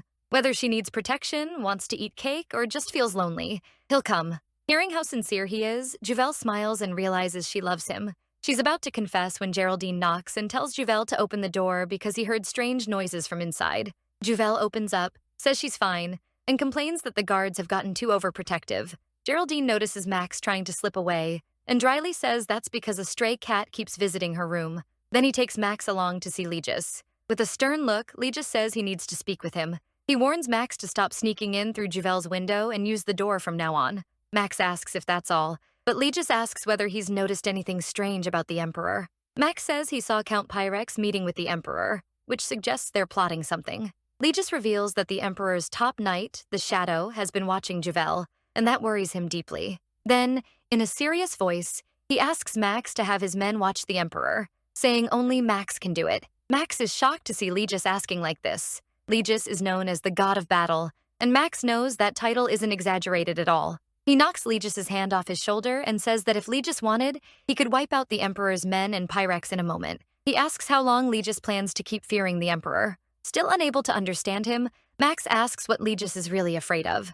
Legis doesn't answer directly. He only turns away and tells Max to leave since it's late. What Legis truly fears isn't the Emperor or anyone else. It's himself. On the day of Beatrice's coming-of-age ceremony, she feels nervous and hopes everything goes well. Then she's suddenly caught off guard by Max's arrival, and just like that, their sibling rivalry begins. Soon they walk side by side into the hall. The tension between them keeps going, but both keep smiling in front of the guests. Max tries to stay calm because the one he really wants to see is Juvel. When their eyes meet, Juvel feels a chill run through her. Beatrice is disgusted too, like she can see Max's real face even through the mask. As the party begins, the Empress insists Beatrice dance with Mikhail, even though she already said no. Then Mikhail walks up, greets them, and boldly asks Beatrice to dance. Beatrice wonders why he's suddenly being so pushy. Earlier, Mikhail met with the Empress in private and revealed that he knew she was pregnant. She got furious and asked if he was threatening her. Mikhail calmly says he only wants to protect what matters to her. He points out that she's always worried Beatrice will be overshadowed by the Crown Prince, and offers to stand beside Beatrice so both of them can get what they want. That's why the Empress keeps pushing Beatrice toward Mikhail. With no good way out, Beatrice reluctantly agrees to dance. But then, a servant drops a glass right in front of Max, causing a scene. Instead of getting mad, Max handles it calmly and kindly. That draws everyone's attention to him, and Beatrice uses the chance to leave Mikhail and refuse the dance. Watching from afar, Uvelian wonders if the Crown Prince did that on purpose. But when the Crown Prince looks her way, his smile scares her. As she turns away, Uvelian notices her father and quickly goes over to talk to him. Earlier, Legis spoke with a magician, but they found no clue about breaking the contract tied to the Circe ring. Still, Legis became sure the Chamber of Shadows was the key, since it seemed like the perfect place for the Emperor to hide it, so they agreed to investigate the chamber. Now it was time to act. Legis notices the Emperor's men watching him from afar. As he leaves the hall, he cleverly lures them in, but then Uvelian calls out from behind him and startles him.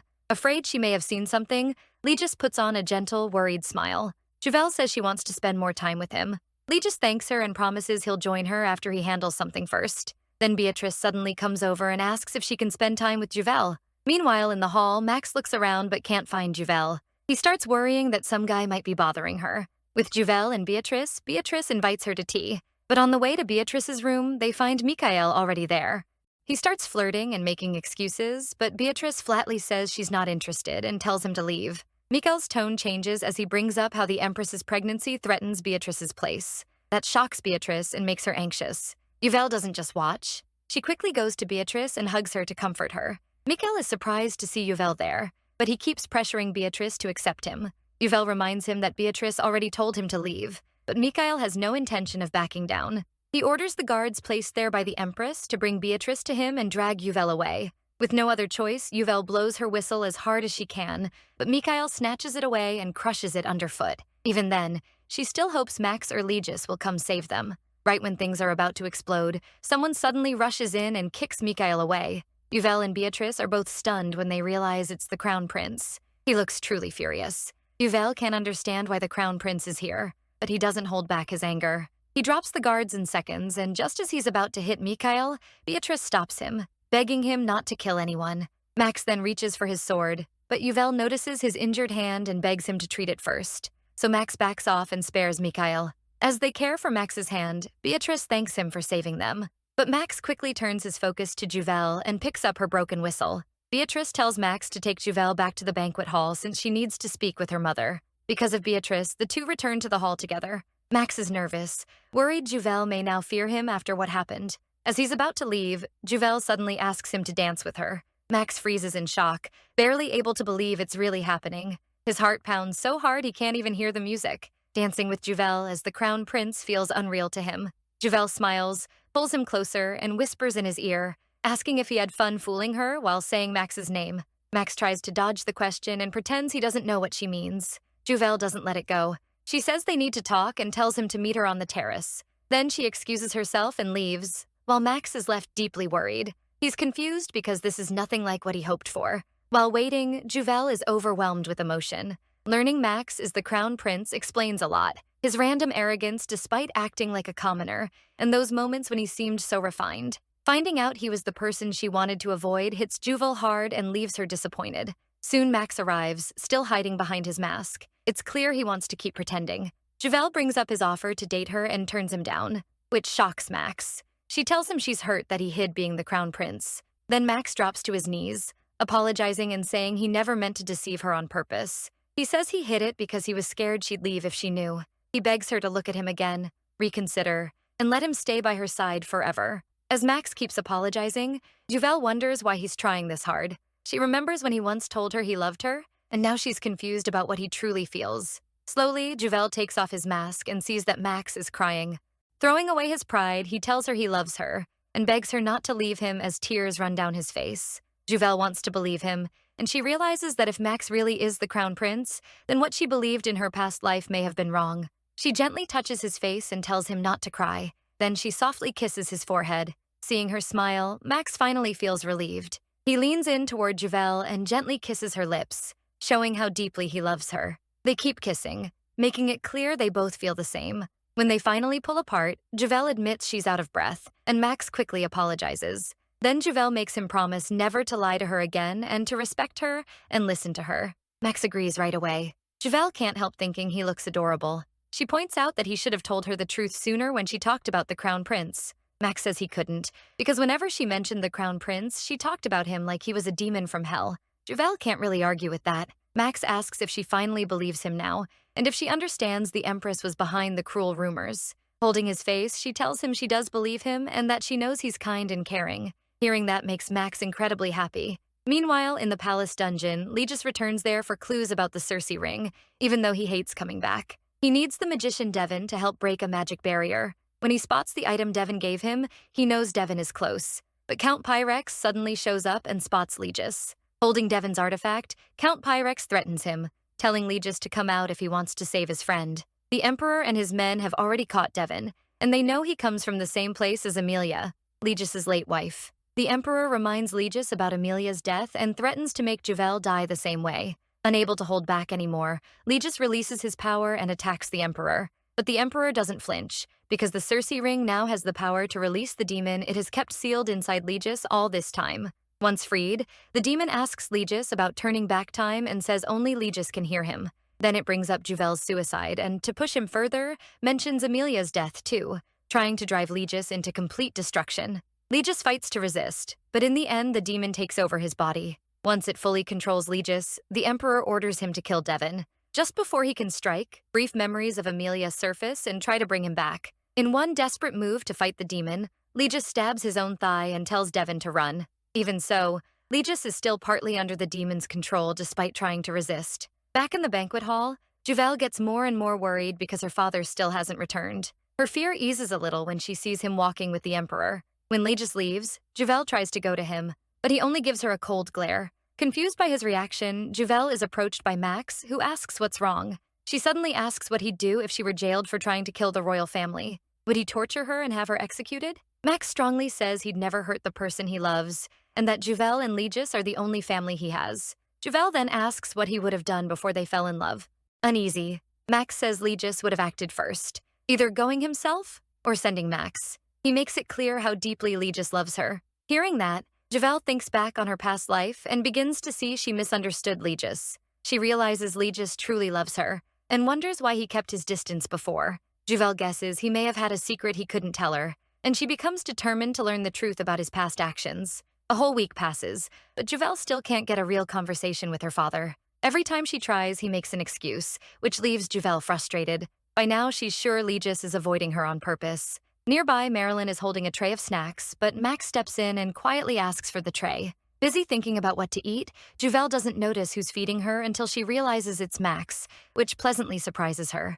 Looking worried, Max asks what she's been thinking about so deeply that she didn't even hear him come in. Then he wraps an arm around her from behind, saying he missed her and has been buried in work all week. Being in Max's arms makes Juvel feel warm and safe. But then she suddenly remembers Legis carrying her as a child, and it gives her a sharp ache in her chest. Concerned, Max tells her to lie down and rest. At the same time, Legis is outside Juvel's room, listening. He knocks, and when he enters, he sees Max and Juvel standing very close. A dark aura surrounds Legis, stunning both of them. When he asks about the comment about lying down, Juvel panics and hurriedly says it's not what it looks like. Still giving off a threatening presence, Legis tells Juvel he needs to speak with Max alone.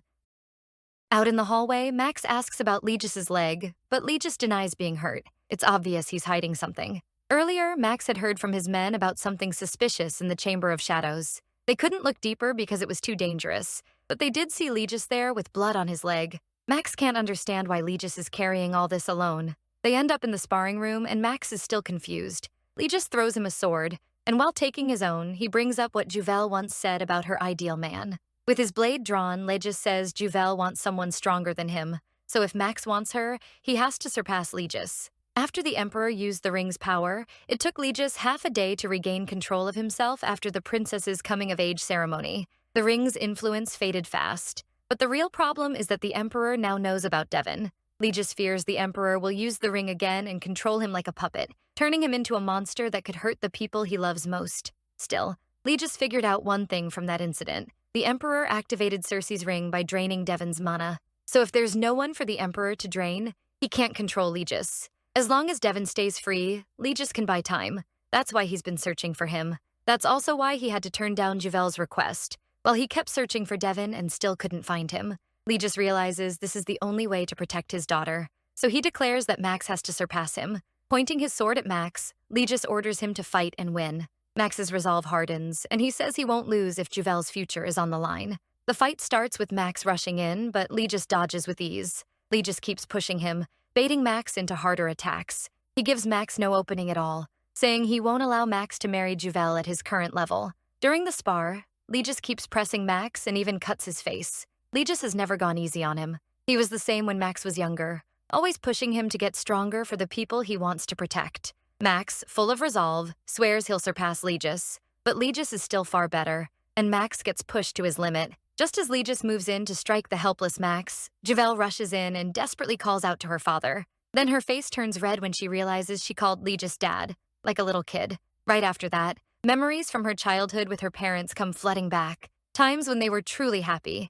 Juvel never expected to remember any of that, and it hits her hard. Seeing her shaken, Legis immediately grows worried. Once Juvel calms down, she apologizes for calling him dad, but Legis gently pats her head and tells her she can call him that if she wants. That only makes tears spill down Juvel's face, though she doesn't even know why. Both Max and Legis get worried, and Legis even asks if he did something wrong.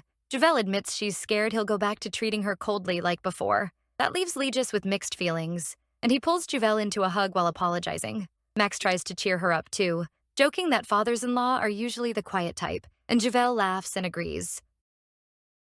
Later, while they have tea together, Max openly fusses over Juvel. Watching them act so sweet, Legis reminds Max he still hasn't approved him. He says that until Max can beat him in a spar, he should stop getting too touchy with Juvel and definitely quit calling him father-in-law.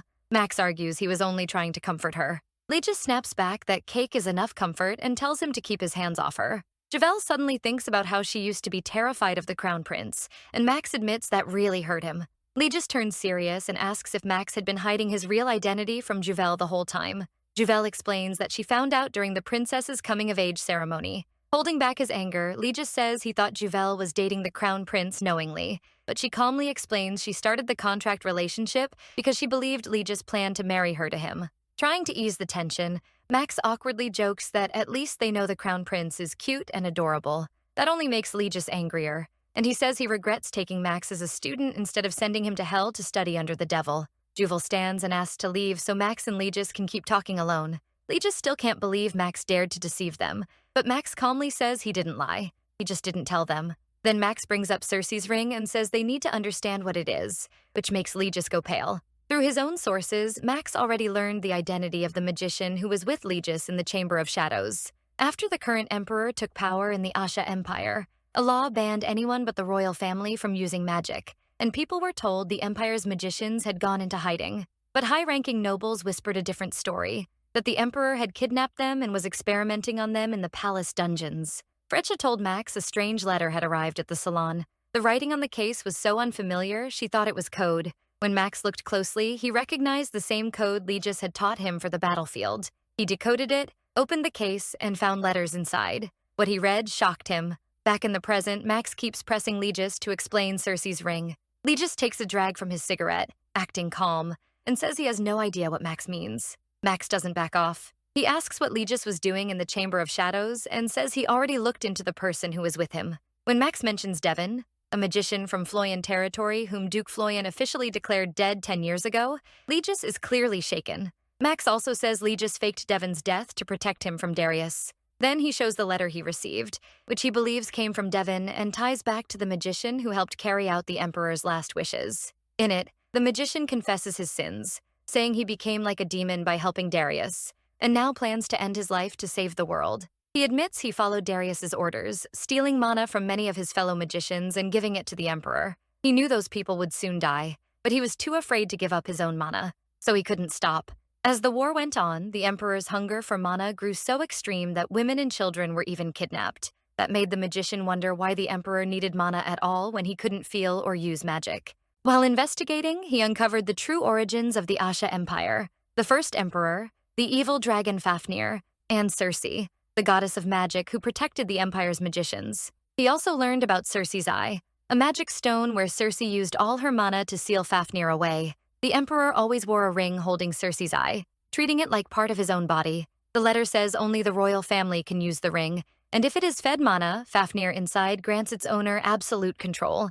Still, parts of the letter are damaged and unreadable, and Max is trying to restore them. Even so, he's already found the part that matters most to him. The ring's contract holder, the one bound to serve the Emperor, is Legis Adrefloyan. Max demands to know why Legis made a contract like that. Legis, clearly unwilling to explain more, tells Max to leave. Still, he offers a deal. They'll spar twice a week, and if Max beats him, Legis will tell him everything and allow him to marry Uvelle. The truth is, Legis never made that contract for the Emperor. He did it only to protect his beloved wife, Emilia. At the Hessen residence, Mikhail is boiling with frustration over his failed plan. Seeing how upset he is, Radian steps in and points out that the first Asha Emperor was a magician, yet no one has shown magical powers for 3 generations. He hints that the princess might be the one born with magic. The idea delights Mikhail, and he starts plotting how to use it for himself. At the Floyn residence, Uvelle warmly welcomes her friends and introduces Beatrice to them. At first, the ladies are a little uncomfortable around the princess, but once Beatrice chats with Uvelle and smiles warmly, their tension slowly fades. They're here to help Uvelle get ready for her upcoming coming-of-age ceremony. During their talk, Beatrice notices Max watching from outside. She goes over and asks why he's there. Max shocks her by saying Uvelle is his wife, but Beatrice brushes it off as another one of his delusions. Max then brings up Mikhail meeting with the Empress. Beatrice quickly says she already told the Empress everything needed about Mikhail's character, so there should be no problem. Then Uvelle suddenly appears behind them.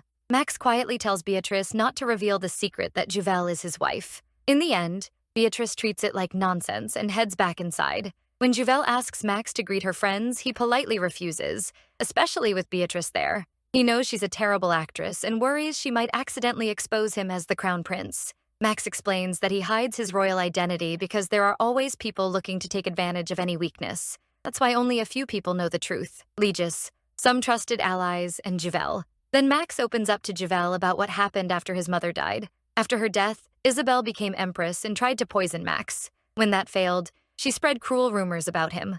Max turned those rumors to his advantage, making people fear him so much that no one dared challenge him. But it also pushed away Uvelle, the person he cares about most. Hearing that deeply moves Uvelle, and she wraps him in a warm, comforting hug. Later, back at his place, Max asks if the letter restoration is finished. As he reads the restored parts, he's stunned by what he finds. The letter reveals that the contractor and the master share a life bond. If the master dies, the contractor dies too. Max has always chased 2 goals, killing Darius and taking the throne. But Legis kept delaying him and hiding signs of rebellion instead of helping directly. Now Max realizes it was all because of that life bond, and it deeply shakes him. He understands how serious it is and how close it came to driving Uvelle into despair. Determined to stop that, Max orders Frisha and Victor to watch Pyrex closely and search the old palace records and artifacts for more about Cersei's ring.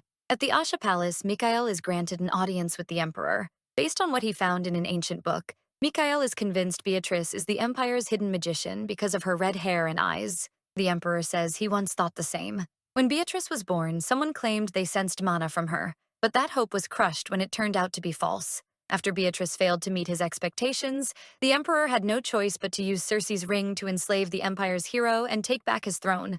Mikkel knows the emperor still hopes Beatrice could be the empire's magician, so he boldly suggests a way to awaken that hidden power. He says the first emperor's magic awakened when she was in danger. Mikhail proposes doing the same by putting Beatrice in a life-or-death situation. The emperor laughs at the nerve of it, then agrees. Back at the Floyan estate, Legis is busy working when someone knocks. Thinking it's Derek, he says to prepare the finest coming-of-age ceremony for Juvel without even looking up. But when he finally looks, he's startled to see Juvel there with food. Juvel says she wants to plan her own celebration now that she's an adult. Her determination clearly moves Legis. But then a pigeon comes in through the window, and Juvel panics. She quickly asks to leave. Seeing his pet pigeon Sally, Legis realizes Juvel is still scared of small birds. Then he notices a letter tied to Sally's foot and starts reading it. It's from Devin, letting Legis know how he's doing. Devin also says he sent the item they were looking for to Max, Legis' student. He apologizes, saying he wants to help, but he can't return to the Empire anymore. So Legis is left with no choice but to help Max take the throne. That's why he's trained Max so hard, even if it looks too harsh at times. During one session, Max nearly injures his neck and barely avoids disaster.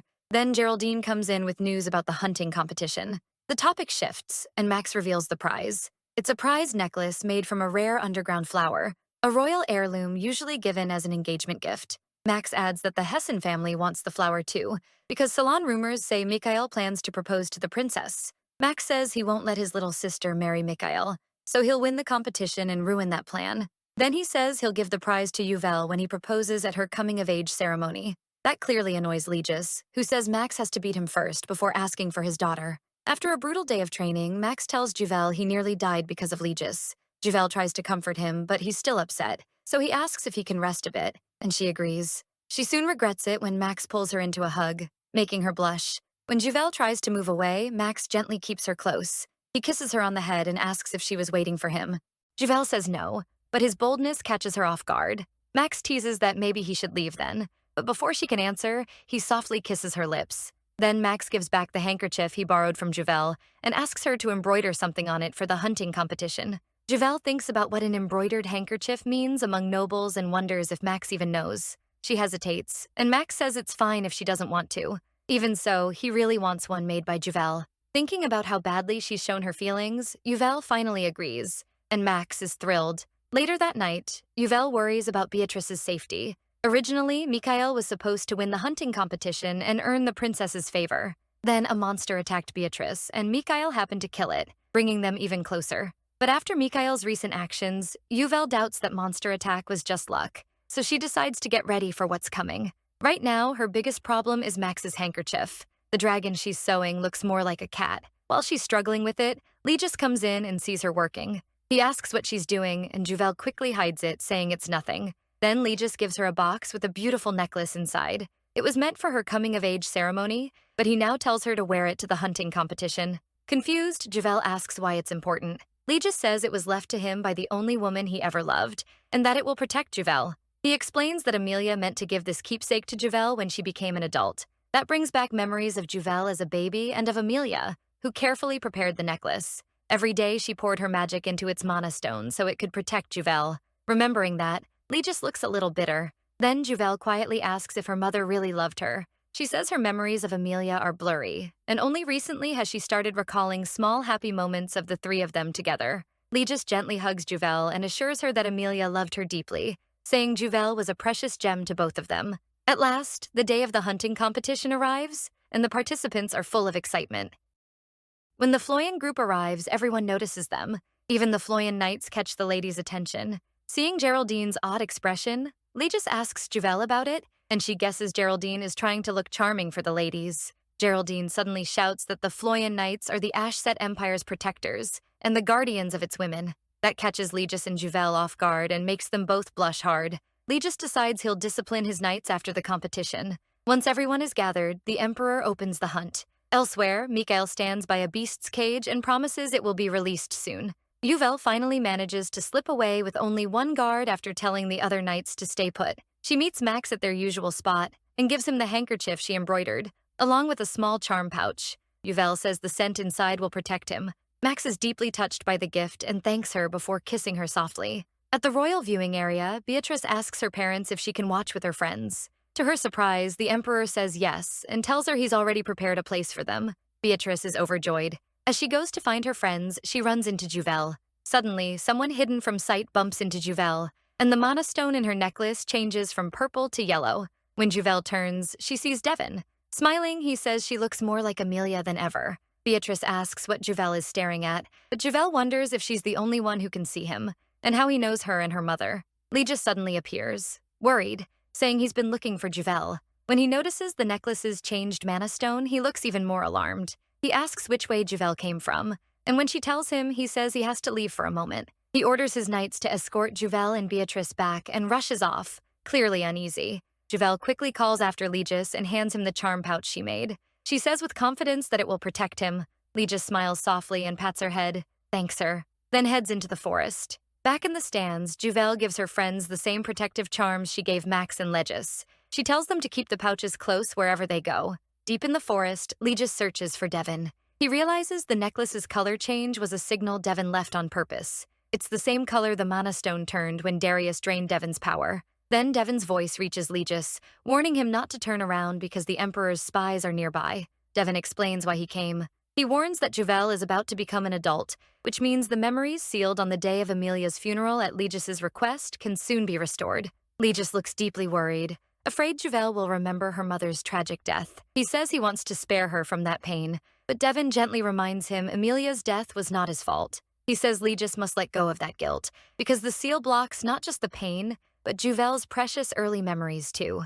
Legis admits he's afraid that if those memories return, Juvel will fully realize how much he loves her. And when he dies someday, she'll suffer the same terrible grief he felt after losing Amelia. Then, Devin reveals something important. If Legis repeats the words he said when Juvel's memories were sealed, they will come back. But their talk is suddenly cut off when Darius appears with Count Pyrex as if out of nowhere, catching both of them by surprise. In the audience area, Juvel grows anxious because her father still hasn't returned. What she doesn't know is that Legis is trapped by Darius. Annoyed, Darius demands to know where Devin is, saying he heard Legis talking to someone. He brags that he can use the same magic as the ring's owner and enjoys showing off that power. Ironically, Devin's own power has trapped him.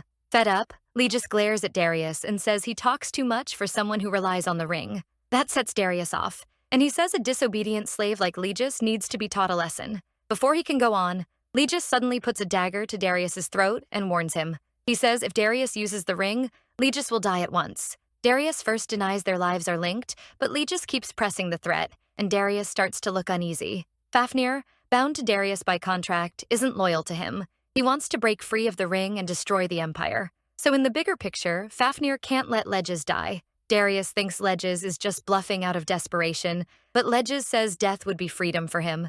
Then Juvel suddenly appears. She arrives right as Legis says he'll end the contract. Darius snaps, swearing he won't let that happen. Panicked, Juvel calls out to Legis, and the mana in her necklace breaks the barrier Darius set up. At the same time, Max grows uneasy in the forest. They've gone deep into the woods, but still haven't seen a single monster. Realizing something is wrong, he quickly orders everyone to turn back. Years ago, when Amelia made Juvel's necklace, she said that if Juvel had powers like hers, they would awaken during her coming-of-age ceremony. As Juvel tries to stop everything, Legis is distracted for a moment, and Darius uses that opening to activate the ring and turn Legis into a monster. Legis fights the change with everything he has, even hurting himself to resist it. Juvel watches in horror, terrified for her father. Even then, Legis keeps resisting because he doesn't want Juvel to see him like that. But the Emperor's cruel orders finally overpower him through the ring. Once Legis falls under the Emperor's control, the command comes down to kill Juvel. Fear grips Juvel, and the memories from her dreams start rushing back. As Legis moves toward her under the ring's control, Devin steps in with protective magic. Seeing that Legis' dagger has no sword aura, Devin realizes he's using all his strength just to fight the ring. Unable to stand there and do nothing, Juvel tearfully calls out to him. She reminds him of what he once told her, that she was a priceless treasure to both him and her mother. Begging him not to give in to the ring, Juvel makes Legis stop, and he struggles to pull his broken mind back together. Seeing the chance, Devin tells Juvel to run. He says Legis never wanted her to see him in this state. Juvel is torn between staying with her father and escaping the danger, but Devin keeps pushing, so she finally leaves, worried sick. As they run back toward the crowd, Juvel asks Devin if her father has been controlled by the Emperor this whole time. Devon begs her not to hate Legis, saying this was a sacrifice he chose for everyone else. Before they part, Devon tells Juvel her lost memories will return soon. Back in the stands, Beatrice anxiously searches for Juvel. When she finally sees her, she feels a rush of relief. But that relief turns to worry when she notices Juvel is soaked. She quickly asks what happened. A moment later, Max rushes over, clearly worried. Juvel's sudden plea shocks him, and his mind starts racing. Before anyone can respond, a monster charges at them. Juvel and Beatrice freeze in fear. In an instant, Juvel shoves Beatrice out of the way. It's the last thing she wants, but she chooses to put herself at risk to save the others. Max immediately sprints toward her, desperate to help.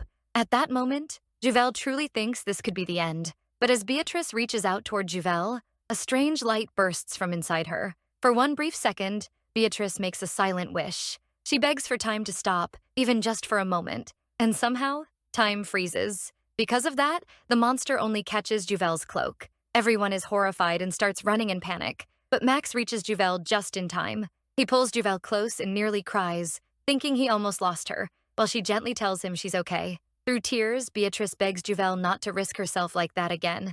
But as she speaks, the monster turns toward them. Victor jumps in front of Beatrice and blocks the attack. To their shock, the monster suddenly grows even stronger. In the middle of the chaos, Beatrice keeps thinking about what happened inside her. She starts to wonder if it was magic. Reacting fast, Max leaps in and drives his weapon into the monster's eye. That gives them an opening to run, and Juvel and Beatrice try to escape, but Juvel slips and falls hard. The monster rushes straight at her. Then Legis appears and takes it down. Even while forcing himself under control, with one eye red and the other blue, Legis apologizes for being late, saying Daddy's a little late. Relieved, Juvel runs to him. Legis says he's just glad she's safe. But then Fafnir takes over Legis again and turns him back into a monster. Juvel is horrified by what she sees. Then, unexpectedly, the Emperor walks over and praises Legis. At that moment, Legis manages to regain control. The Emperor acts like he only came because of the commotion, saying how lucky he is to see the Empire's hero Legis defeat the monster alone. Legis glares at him and says, any father would protect his daughter. It's a clear warning to Darius to stay away from Juvel. Seeing the monster evolve again, Darius thinks he's won. Dire wolves lose control near strong mana, and when they devour it, they evolve further. Since this beast changed right in front of Beatrice, Darius figures her hidden powers have awakened, just as Mikkel planned. With that, Darius starts planning to use Beatrice's mana to feed Fafnir's endless hunger, believing Legis won't be able to resist much longer. The Emperor then announces the winner of the competition and calls Max forward. Right as the Emperor is about to hand over the prize, Max removes his mask and reveals himself, stunning Darius. Staring straight at him, Max says it's been decades since Darius last saw his son's face, then asks why he looks so serious. The Emperor's plan was likely simple. Mikhail would kill the monster and win. Then his engagement to Beatrice would be announced during the ceremony. But Max showing up ruined Mikkel's part, and Yuval saving Beatrice threw off the rest. Once the monster attacked the nobles, the Emperor had to change plans. Max decides to use that change to his advantage. Then he turns to the crowd and shows his face, dropping a truth that shocks everyone. Even Mikhail, watching in secret, is stunned. Max addresses the crowd about the dire wolf, a beast that normally lives deep in the far forest. He points out that it appeared near the event less than an hour after things began, which could only happen if someone brought it there on purpose. Max vows to find whoever planned this attack, one that hurt both the woman he loves and his dear younger sister. Darius starts to look afraid as Max declares that anyone who hurts his loved ones will pay. Max is fully determined to take his father's throne and cast him down. Later, inside the carriage, Legis goes to Juvel, who is still weak and shaken. Seeing her father, Juvel clings tightly to him in relief. Legis apologizes for how badly he frightened her. Crying, Juvel asks how long he has carried that burden by himself. She tells him she never wants him to suffer alone again and vows to protect him the way he protected her. Both of them cry, each wanting to keep the other safe. When Juvel finally falls asleep from exhaustion, Legis lets her rest in the carriage. After closing the door, he sees Max already waiting. Legis asks if Max is truly ready to take the throne and become the next emperor, catching him off guard for a moment. Then Max firmly says he will rise as the Empire's new heir and save its people. Having made up his mind, Legis says he is entrusting his precious daughter to Max, the future emperor. Their talk continues by the carriage. Legis says he's finally chosen this path because he fears the emperor may target Juvel. Now that Juvel knows the truth, he feels a little more at peace. He also explains what happens when the ring takes control of him. It forces him to obey the emperor, even if that means hurting Juvel. Hearing this, Max is crushed that he never understood how much Legis was suffering. He even feels bitter that Legis kept carrying it alone, but then realizes it was all to protect Juvel. That leaves Max deeply ashamed. When Max mentions that the Emperor dies if the contractor dies, Juvel, who has been hearing everything, remembers Legis threatening to kill himself in front of the Emperor. She jolts awake and begs Legis not to sacrifice himself. Legis is startled by her sudden plea. Max agrees right away, saying Legis can't trade his life for the Emperor's. They even joke about tying the Emperor up, feeding him sugar water, and sewing his mouth shut so he can't speak. But Legis says he's thought about all of this every day, and escaping the contract won't be easy. If anything happens to Darius, Fafnir will take over Legis to stop it. The only way to break the contract without Legis dying is probably to change the ring's owner. But since only someone with Imperial blood can own the ring, and Fafnir has to allow the transfer, it won't be easy. Legis explains that Fafnir was the first Emperor's father, the evil dragon who once tried to destroy the Empire. He's also an ancestor of the Ashet Royale line. What matters most is this. The ring answers to Fafnir, not the Emperor. That means the next owner would have to be someone who wants to use Legis to ruin the Empire. Now that Legis has opened up, it's clear he doesn't want to die, and Max becomes set on finding another way. At Hessen's residence, the Emperor visits Mikhail to reward him for discovering Beatrice's magic. But Mikhail doesn't look happy. The Emperor asks what he really wants, and Mikhail drops to one knee, saying he wants the Floyan family destroyed. The Emperor is annoyed, seeing Mikhail's personal grudge as petty use of the Imperial family. Even so, he admits they want the same thing and says Beatrice's power is strong enough to bring the Floyans down. At Salon Blooms, Freya is stunned to hear Max plans to propose to Uvel on her birthday. She can barely believe he wants to do it in public. Max imagines the grandest proposal in the Empire, with nobles everywhere cheering them on. Freya thinks the opposite will happen. People will just gossip behind their backs.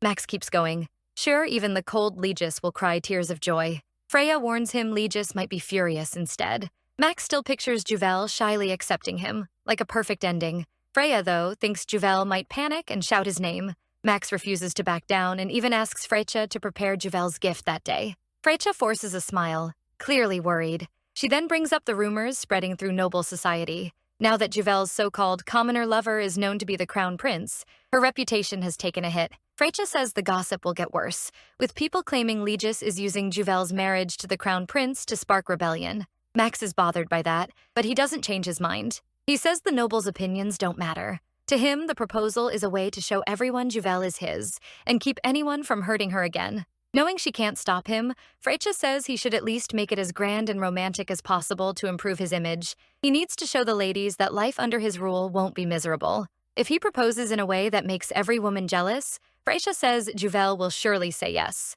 Embarrassed, Max agrees. Then he suddenly asks Freya to investigate Fafnir, which shocks her since that's a forbidden subject in the Empire. Max says he wants to know why Fafnir tried to destroy the Empire and how he was sealed, and he wants every detail. Back at the Floyan house, Juvel is busy getting ready for her birthday party and is so focused she doesn't notice Legis bringing her food. He gently reminds her not to skip meals just because she's busy. Startled at first, Juvel quickly lights up and shows him everything she's been planning. Then Legis suggests a walk around the Floyan lands, thinking it might help clear her mind. Juvel happily agrees. The next day, Legis and Juvel get ready to leave with the Floyan knights escorting them. Right as they're about to get in the carriage, Max appears out of nowhere, acting hurt that Juvel planned to go without him. He insists on coming too, smiling brightly and saying he even warmed Legis's seat. Juvel is startled, and Legis is clearly annoyed. As Max moves closer to Juvel and starts showing affection, she tries to hold him back. Seeing them get too close, Legis steps in and tells Max to let her go.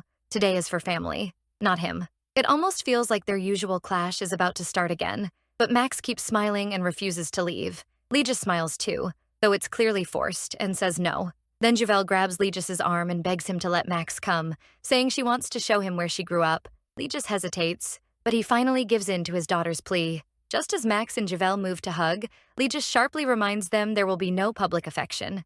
Both of them reluctantly agree, but the second Legis looks away, Max sneaks a kiss onto Juvel's cheek, catching her by surprise. At last, they reach the old country house, the former Floyan home. Inside, Max feels how warm the place is and understands why Legis once cared for it so much. He spots a childhood picture of Juvel and can't get over how cute she was. Then he finds a photo of young Legis with his parents and is surprised by how serious Legis looked even back then. When Max sees a picture of Legis with his wife Amelia, he realizes Legis could smile so warmly when he was with the woman he loved. Later, Legis takes Juvel to visit her mother's grave, their first time there together in a long while. He came to pay his respects to Amelia, silently apologizing for taking so long to bring Juvel. When Max gets Legis alone, he asks if he truly loved his wife that much. Legis says he still does. Max then asks if he made the contract with Cersei's ring for Amelia's sake. Legis only says Max will learn soon enough. More than anything, he hopes Juvel won't be hurt by the memories that return. At the palace, Beatrice has tea with the Empress, who starts insulting Juvel and claims she chased Max just to become Empress.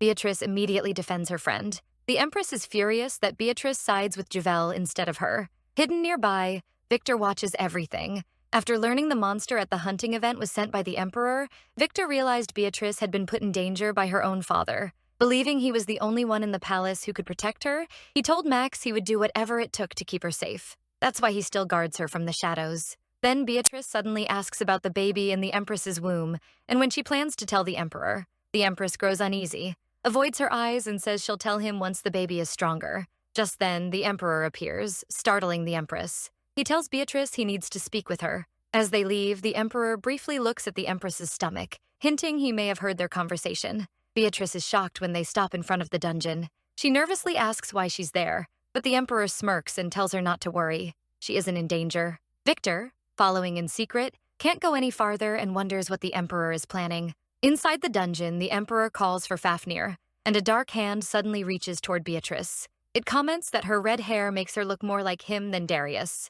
Terrified, Beatrice screams and covers her ears. A horrible metallic shriek fills the room and makes her ears ring. The Emperor yanks her hands away and tells her not to cover them. He orders her to greet Fafnir, the founder of the empire and its first emperor. At the sight of him, Beatrice is frozen with fear. Fafnir tells her not to be afraid, saying her magical talent came from him. He promises to teach her magic himself and reveal the hidden truth behind the empire's founding, making her the greatest mage in the world. Then the Emperor adds that if she goes along with it, he'll hand the throne to her. Beatrice can hardly believe it. The seat her mother wanted so badly and her father never seemed willing to give up is now being offered to her, and she knows something is wrong. Back in her room, Beatrice reads a letter from Juvel. Juvel writes about getting ready for her birthday and says she wants Beatrice there. That makes Beatrice head out to find a special gift for her friend. While she's walking through town, a strong gust blows her hat away. To her surprise, Victor appears and catches it. He says it's a nice surprise running into her there. Later, in front of the secret auction house, Beatrice is surprised to find Victor there too. Victor quickly says he wasn't following her on purpose. He came on his lord's orders. Once the auction begins, the main item is revealed, a hidden imperial treasure, a tiara with protective magic worn by the first empress until her death. Beatrice instantly decides it's the perfect gift for Juvel. Then Victor suddenly asks what happened between her and the Emperor in the dungeon the day before. He also reveals that the hunting competition incident was planned by the Emperor. Beatrice is completely shaken. Victor tells her everything he knows, including that the Emperor tried to kill her. Beatrice starts trembling as she realizes her own father really tried to take her life. As the tiara bidding nears the end, the price goes beyond the money Max gave Victor. With no other choice, Victor suggests they work together. Back at the Floyan estate, on the night before the party, Juvel carefully checks every last detail and finds everything in perfect order. Legis comes over and tells her he's proud of her, which makes Juvel beam. But then Juvel suddenly feels like she's forgotten something. Marilyn brings up her first dance partner, and Juvel realizes she still hasn't chosen one. Now she's stuck between Max and Legis. As night falls, Legis grows more anxious about the day Juvel's memories return. Once that happens, she won't be able to hide her mana anymore.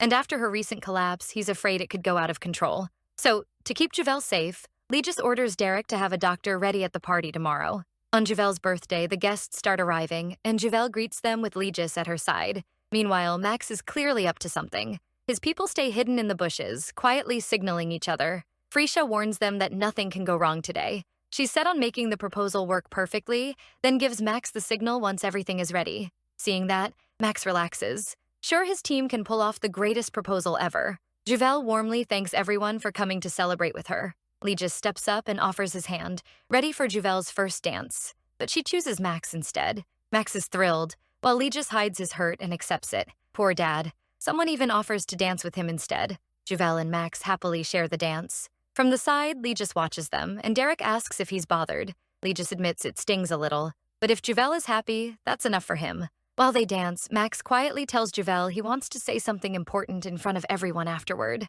Juvel touches his face and says she'd rather hear serious things in private. Realizing he has to change plans, Max asks her to meet him on the terrace after the party. Javel pulls him closer and agrees with a bright smile. At the same time, Beatrice pulls Victor out of the hall, saying she needs to talk. On the terrace, she asks about the gift they bought for Javel before. Then suddenly, fireworks light up the sky beside them with messages of eternal love. The guests immediately start congratulating them, leaving Beatrice red-faced and stunned. She asks Victor if he was trying to propose to her. Just as embarrassed, he shoots back that she was the one who dragged him outside. Now back to Legis. Juvel asks him to dance, catching him off guard while he drinks alone. She says the first dance is supposed to be a daughter's last dance with her family, and she doesn't want that. Instead, she asks him to dance with her until the party ends. That leaves Legis relieved and thankful that Juvel still cares so much. As they dance, Juvel warns him not to do anything strange while she's away. Legis pauses, softens, and promises he won't. Beatrice then walks up to Max, unhappy, and demands to know what he was planning. As she starts asking if he meant to propose to Juvel, Max presses a finger to her lips to stop her. Looking dead serious, he says no sane person would propose in public. Important things should be said in private. Then he changes the subject and asks about what happened in the dungeon. Eventually, the party comes to an end, and after the guests leave, Juvel quickly goes to find Max. Earlier, he'd hinted he needed to tell her something important, and he's been waiting for her. When Juvel sees how nervous he looks, she smiles. The same man who led everyone so confidently before now seems shy around her. Fidgeting, Max walks up with a gift box in his hands. He opens it and takes out a tiara, saying an ancient king made it by pouring half his mana into it to protect the woman he loved. Max gently sets the tiara on Juvel's head and nervously adds that the king gave half his heart to his wife. Then he drops to one knee and says that just as the sun fills half the day, he wants Juvel by his side, asking if she'll be the Empire's moon, his other half forever, and marry him. Seeing how nervous and sincere he is,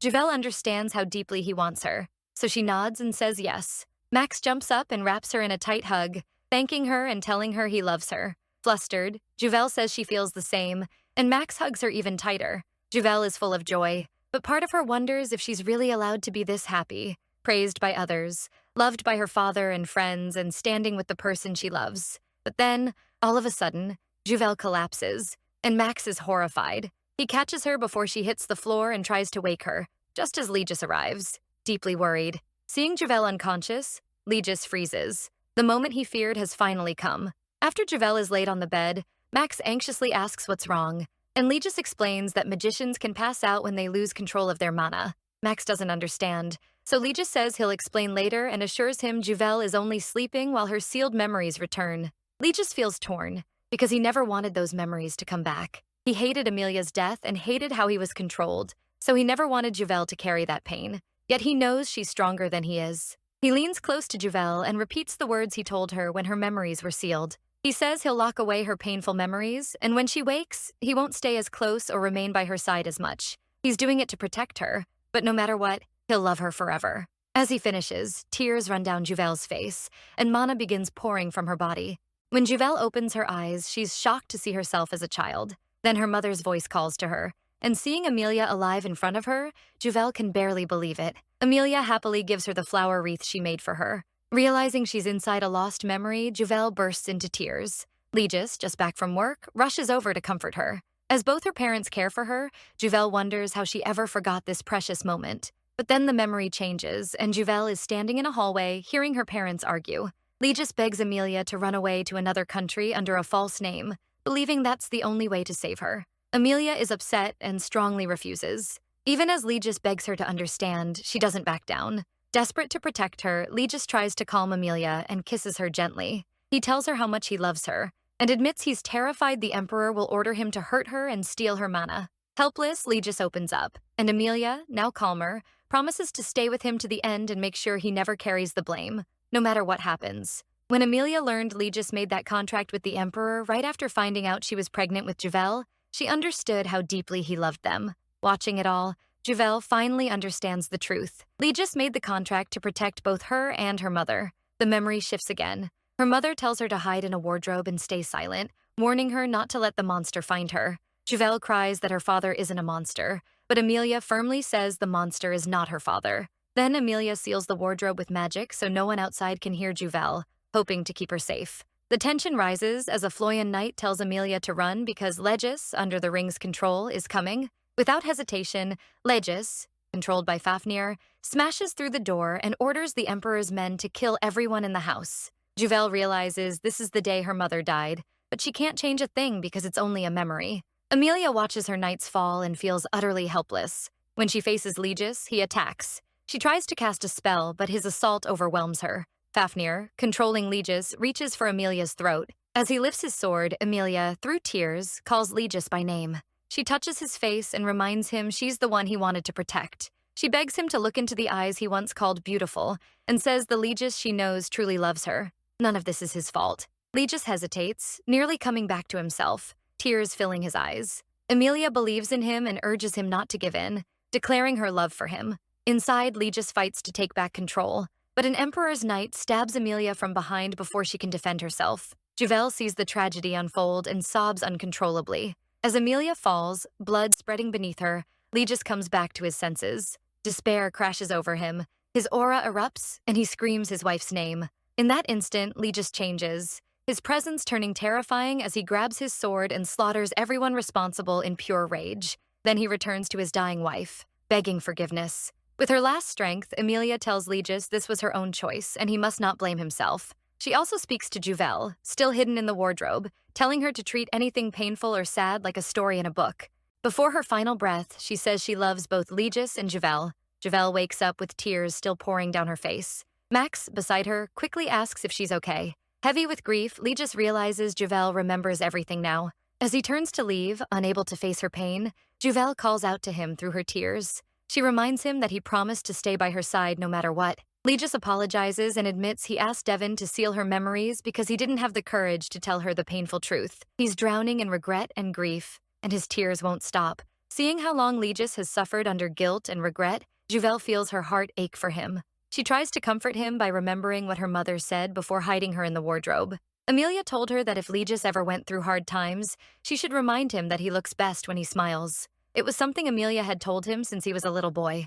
So Juvel asks Legis to smile and stop crying. After crying together, they sit down for tea, while Max still worries about Juvel. Wanting answers, he asks Legis how he broke free from the Emperor's control. Legis says it was probably because of the mana Emilia poured into the protective spell right before she died. By resisting the Emperor with his own will, Legis became an ascended. He explains that when a swordsman goes beyond human limits, they stop aging. So Legis has barely aged since Emilia died. Knowing Emilia was the Empire's last magician, Max realizes Uvelian should have magic too, and Legis confirms it. Juvel is shocked, since Legis had sealed both her memories and her magic. Legis then explains that Juvel used that magic to save him during the hunting competition. But Juvel still doesn't understand, because she thought this world was just a storybook. Legis guesses Emilia cast a spell on her to make her see it that way. Max asks why Legis hid all this for so long, saying he would have helped if he'd known. With a bitter look, Legis points out that Max has changed a lot. Back then, he didn't care about Juvel,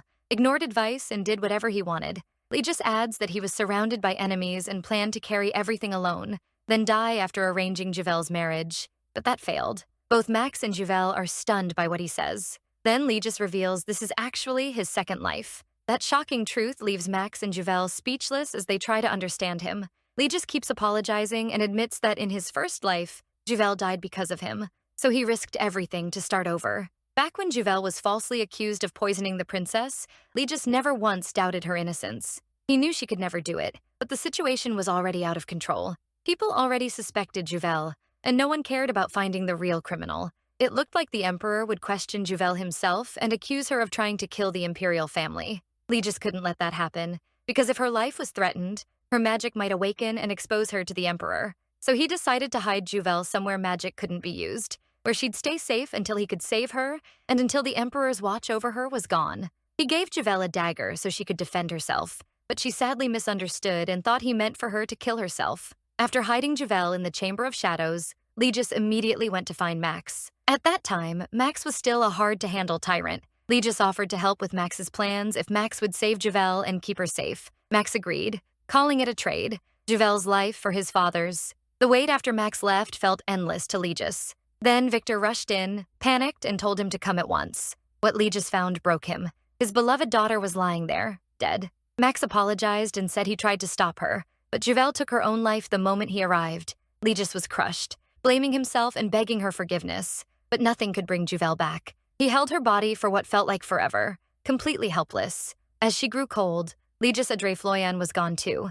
He returned to the hall and, driven mad with grief, attacked everyone there. He even wounded the Emperor when he tried to call on Fafnir to stop him.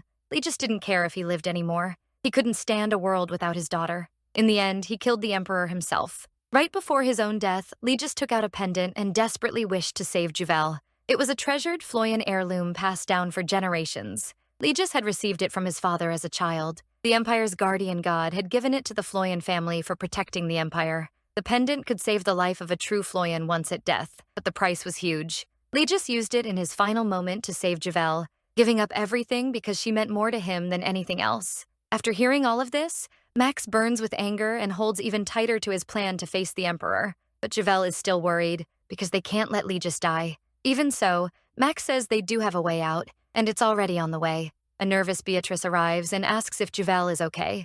Then Legis calls Max over and bluntly asks if his plan is to use the princess. Max explains that Beatrice awakened her hidden power during the hunting competition, and the Emperor approached her through Fafnir to teach her magic. Hearing that, Legis gets angry and warns that underestimating them is dangerous. He says the Emperor and Fafnir are only pretending. They really want to steal Beatrice's mana. Legis flatly refuses to put the princess in danger. Just then, Beatrice steps in, catching both Max and Legis off guard, and says she deserves to be part of this talk. So the four of them sit down and speak honestly. Max lays out his idea. Beatrice should become the ring's new master. Legis explains that Fafnir killed every magician in the Empire and drained their mana to free himself from the ring. Now that no magicians are left, Legis says Beatrice is the target Fafnir has been waiting for. He again refuses the plan, unwilling to risk Beatrice's life just to save his own. Juvel agrees. She doesn't want Beatrice endangered either. Even while Max and Beatrice explain the plan in detail, Legis refuses to budge.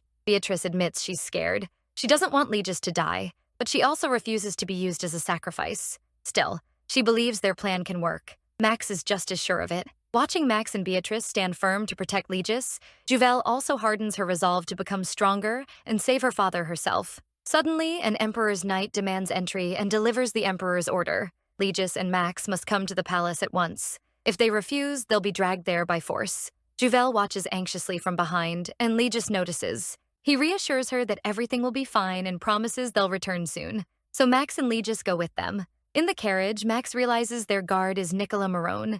He brings up Nicola's absence during the Reagan War and his role in supplying weapons, but Nicola tries to dodge the question. Max presses harder, saying he knows they share profits with the Emperor in return for avoiding service and keeping a weapon monopoly. Then he threatens to expose it all at the hearing in front of every noble. Cornered, Nicola gives in and asks what Max wants. Max asks who arranged the noble hearing. At the Grand Palace, the nobles gather for Max and Legis's trial for treason against the Emperor. There, they learn it was Marcus Hessen who set it up. Marcus Hessen opens by accusing Max of hiding who he was, just to collect information and overthrow the Emperor. Max calmly replies that wearing a helmet is just a personal habit. When asked about Uvelle, Max says she thought he was a common mercenary before he could tell her the truth. Marcus Hessen can't believe anyone would mistake Max for a commoner. In reply, Max says Mikhail, Marcus Hessen's own son, made that exact mistake. Then Max reveals everything Mikhail did to him and Uvelle, leaving Marcus Hessen trembling and speechless. Seeing this, Duke Elios turns from Max to Legis and asks why he let Max and Uvelle stay together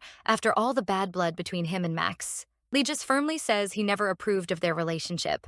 Clearly troubled, he talks about how hard he tried to keep his daughter away from the prince. But Juvel's feelings for him were stronger than Legis expected. He says no parent can fully beat their child's wishes, so all he can do is watch the prince closely, afraid he'll use her feelings and hurt her. He looks like a grieving father who feels some evil thing has stolen his daughter away. Watching Legis's act, Max can't tell if he's being honest or just performing, but the nobles keep pressing Legis, asking why he drove away Juvel's former suitor. Legis boldly says no man in the Empire is good enough for his daughter, and declares he'll never let Juvel marry. Max is stunned by how far Legis goes, barely believing this side of him.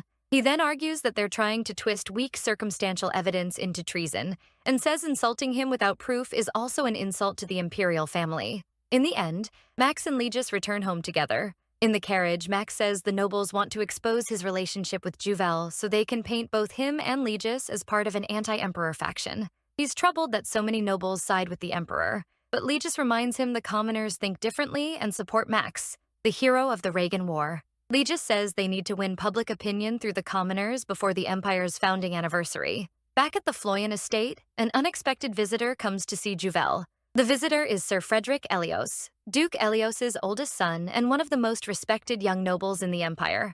Juvel is immediately curious why someone like him came to see her. Frederick soon explains that his family was told to collect proof that the Floyans and the Crown Prince are plotting treason, but his real goal is to find who sent the monster to the last hunting event, because he's sure someone powerful was behind it. Hearing that, Juvel remembers Max's side had secretly asked the Elios family to investigate and prove the Emperor was involved. Since Duke Elios led the attack on Legis and Max at the hearing, Juvel wonders if Frederick is really here to test her, so she asks why he would tell her something this dangerous. Frederick says it's because he truly respects Legis, and because Max doesn't seem nearly as crazy as the rumors claim. That catches Juvel so off guard she spits out her drink. Frederick adds that he once overheard a private talk between Legis and Max, and if Legis trusts Max, then he believes he should too. He rises, hands Juvel a handkerchief, and says the Elios family is ready to support the Floyans. Then he leans in and says it has to stay between them. Right then, Max walks in and instantly bristles at seeing another man so close to Juvel. He shoves Frederick away and says everyone in the Empire should already know Juvel is with him. Max demands to know what Frederick wants, and Frederick calmly says he came for Legis, but greeted Juvel while waiting and now asks to take his leave. After that, Max gives Juvel a special pair of shoes, one of a kind in the Empire. Once she tries them on, she asks what he thinks. Max is stunned by how pretty she looks, and tells her the shoes suit her perfectly, but he still asks how she feels about Frederick. Juvel says she likes him well enough. He's handsome, well-liked, and his support could help them. That only makes Max more irritated as he thinks about other blonde, good-looking men like Rowan and Mikhail. Just then, Legis shows up looking for Max. Juvel greets her father while Max keeps grumbling about fair-haired men and says dark hair is better. Out of nowhere, Legis tells him to stop being foolish and hands him a bag. Inside is a blonde wig, and Max just stares at it in disbelief. When he puts it on, Juvel is surprised by how good he looks with blonde hair. Legis says tonight is their chance, and they need to win the public to their side. So Max and Legis head out in disguise. Legis even uses the name Leo, showing he's much better at acting than expected. He brings Max to an underground bar, and Max starts wondering if Legis has been there before from how easily he finds his way around.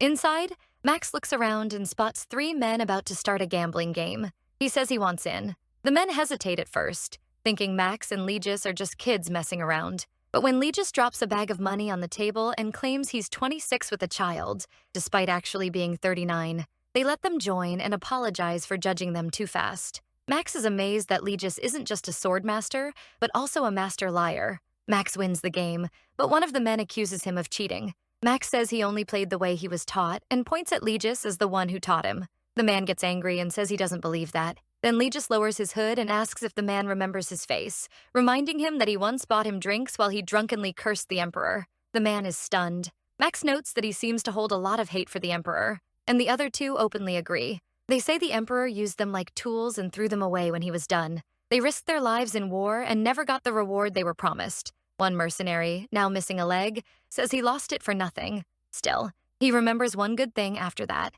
The Crown Prince visited him every day and helped get him treatment. To them, the Crown Prince was the only one who truly helped a lowly mercenary recover. Even so, they assume the prince probably doesn't remember them. Max shocks them by saying he remembers everything they said during the war. Then he says their names one after another, leaving them speechless. Max removes the wig and reveals himself as the Crown Prince. The mercenaries immediately bow. Max tells them to stand and apologizes for coming too late. He promises to give them what his father never did. His words hit them hard. Then Max asks them to stand with him so he can build an empire where no one else is cast aside like they were. Back in her room, Juvel is reading when she hears faint voices nearby. She steps out and tells the knights guarding her door. Geraldine comes over and says he hears footsteps too. He tells Juvel to stay in the parlor where they can protect her. She agrees, but first slips back into her room to grab some books. While gathering them, Juvel is startled by Beatrice suddenly appearing. Beatrice says the Emperor has people watching her, so she used magic to come see Juvel. Juvel then tells Geraldine she's tired and wants to rest in her room. Seeing Beatrice use magic so easily, Juvel admits that even after reading so many books, she still can't cast any magic. Beatrice shares what Fafnir told her. Magic doesn't come from books alone. It needs imagination, a clear picture in your mind, and sharp focus. To show her, Beatrice fills an empty cup with black tea, and Juvel is amazed. Juvel tries it herself, but nothing happens, and she gets frustrated. Beatrice tells her not to copy what she did, just focus on what she wants most. Juvel tries again, and suddenly fireworks explode across the sky. When Legis sees them, he realizes Juvel is searching for him the way Amelia once did. Juvel is thrilled she finally used magic, saying she only wanted to find Legis and Max. Beatrice is happy for her too, but Juvel can't stop the fireworks, and they keep going for 20 minutes. Afterward, Juvel asks Beatrice to teach her a little magic every day like this. But Beatrice turns away and reveals why she really came, to say goodbye, because they won't see each other for a while. Juvel is stunned and asks what she means. Beatrice hardens her expression and says that from now on they are no longer friends. Later, at the Ashed Imperial Palace, the engagement ceremony between the princess and Mikael begins. Watching it, Juvel feels heartbroken that Beatrice has to go this far for her father's plan.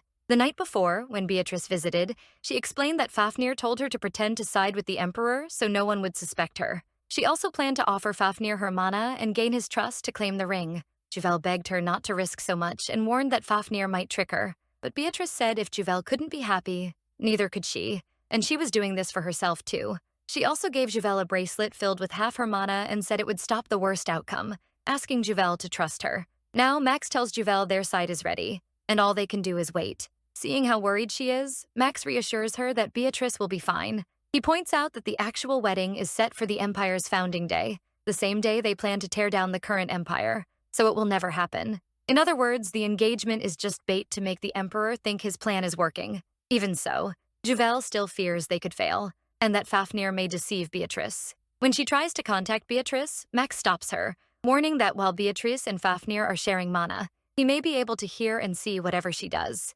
Juvel finally understands why Beatrice said they couldn't be friends anymore. Then she remembers the bracelet Beatrice gave her, filled with Beatrice's mana. Juvel uses magic to see what Beatrice is doing right now.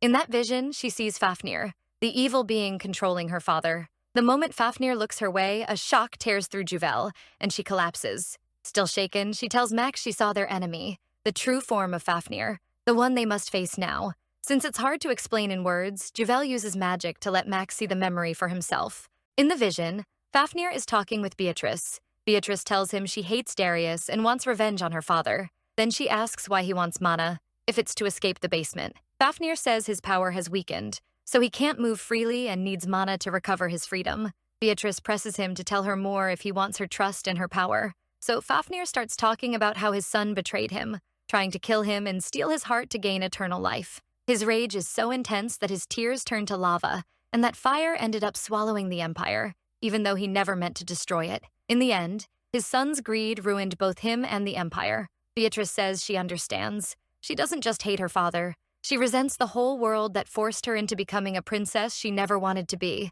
She says she wants to free Fafnir from the ring, but she isn't sure how to break a seal made by a god. Fafnir calms Beatrice, saying she may not realize it, but strong mana is already wrapped around her. He explains that magicians often use mana without knowing it to protect the people they care about. Then he recognizes that mana. It belongs to Jewel. Fafnir says that if Beatrice has Jewel's mana, they'll finally have enough strength to break Cersei's seal. Beatrice offers a deal. Make her the new owner of the ring so she can get revenge on her father, and in return she'll draw Jewel's mana out for him.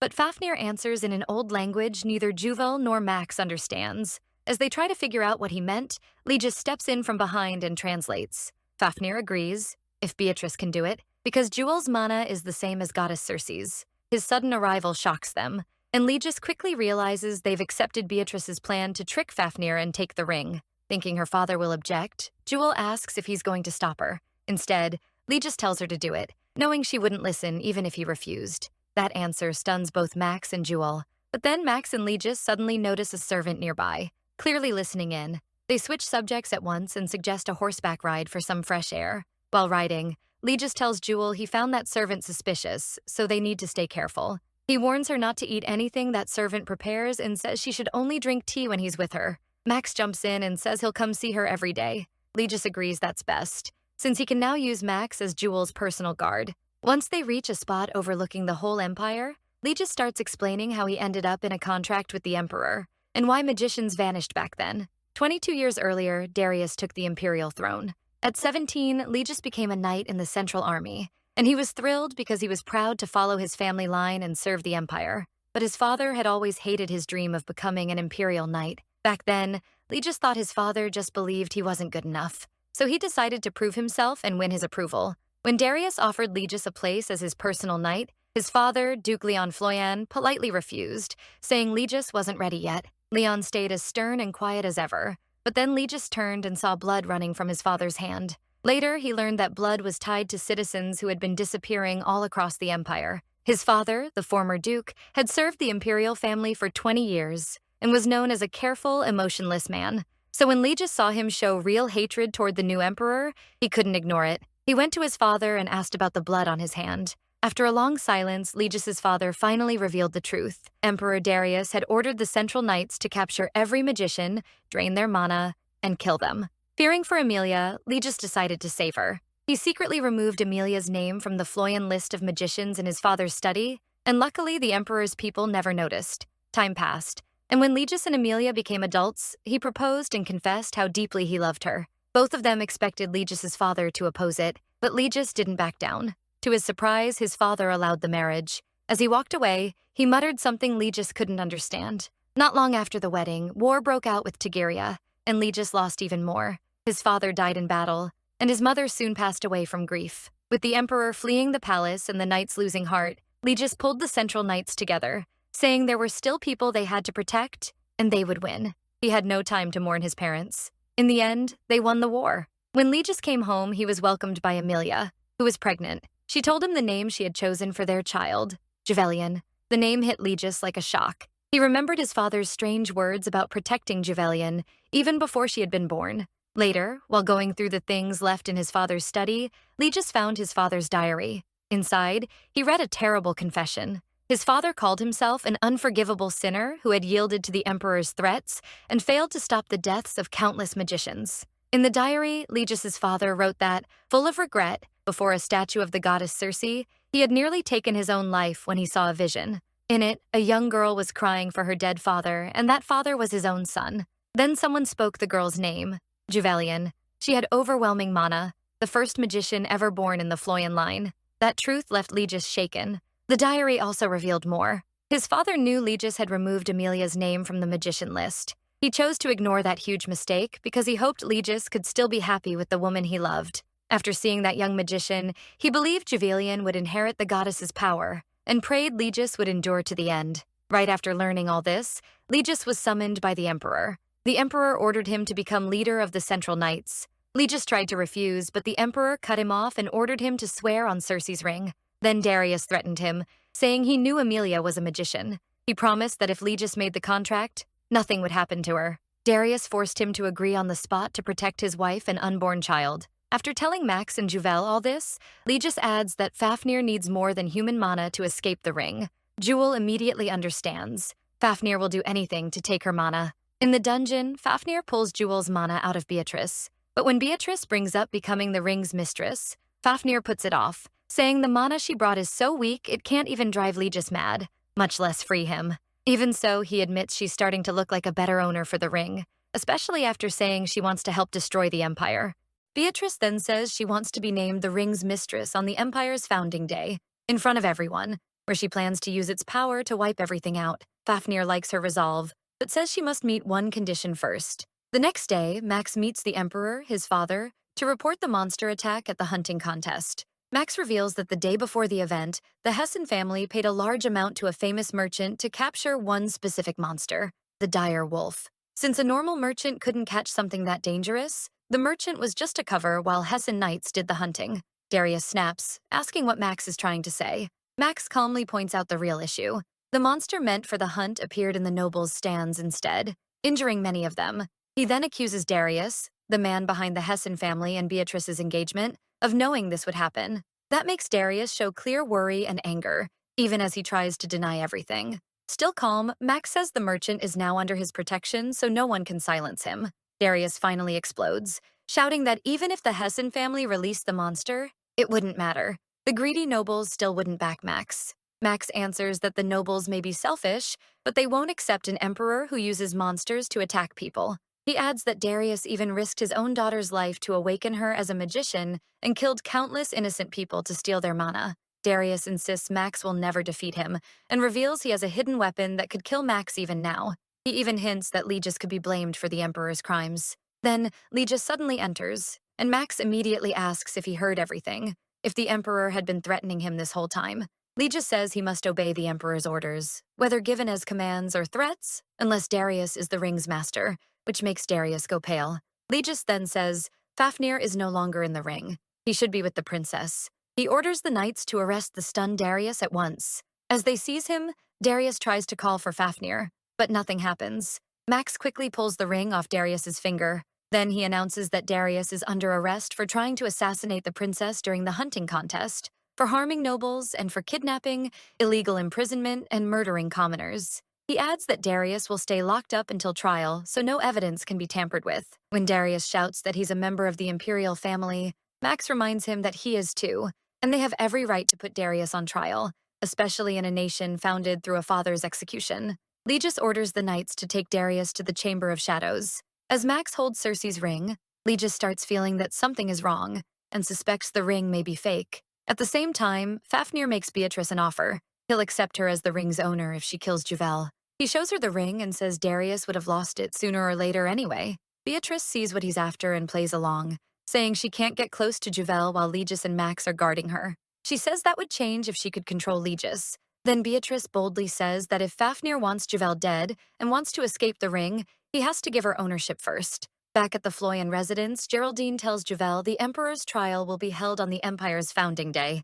Juvel remembers that in her past life, Beatrice drank poison that day and collapsed. Luckily, Juvel already warned her not to eat or drink anything during the celebration. Seeing Juvel's worried face, Geraldine assures her the plan is still on track and tells her not to stress. Even so, Juvel can only pray nothing goes wrong. She still can't shake her fear, especially when it comes to trusting Fafnir. Juvel also starts to think Max and Legis are hiding something from her. Though she feels bad about sneaking into Legis's study, her worry wins out. Looking for answers, she finds a letter Max sent to Legis. In it, Max asks him to decode Cersei's prophecy. While she investigates, Selly, Legis's pet bird, suddenly flies in with a letter in its beak. When the bird notices Juvel is scared, it quickly flies off again and accidentally drops the letter onto her head. Juvel gives in to her curiosity and reads it. It's from Legis to Freya, telling her to remove Juvel from the guest list for the founding celebration. Meanwhile, at Salon Bloom's, Legis meets with Max and hands over the translated prophecy Max asked for. As Max reads it, he's stunned. The prophecy says Fafnir will tempt the children of Ashe to free himself from the ring and warns them not to fall for him. It also says the goddess may send a child who resembles her the most to seal Fafnir again if the Empire is in danger. But that child could die after using up all her mana. Max is furious. He can't accept that Cersei's answer seems to require a sacrifice, and it's clear he and Legis are set on stopping Fafnir without letting Juvel pay the price. What they don't know is that Juvel, hidden with invisibility magic, hears everything. When Legis says he's ready to risk his own life and that Max should live happily with Juvel, Juvel breaks down in tears. Unable to grant Legis's wish this time, she reappears back at the Floyan house in front of the knights and begs them through tears to help her. Fighting back sobs, Juvel tells the knights what she learned and pleads for their help sneaking into the founding celebration. But Geraldine gives a painful answer.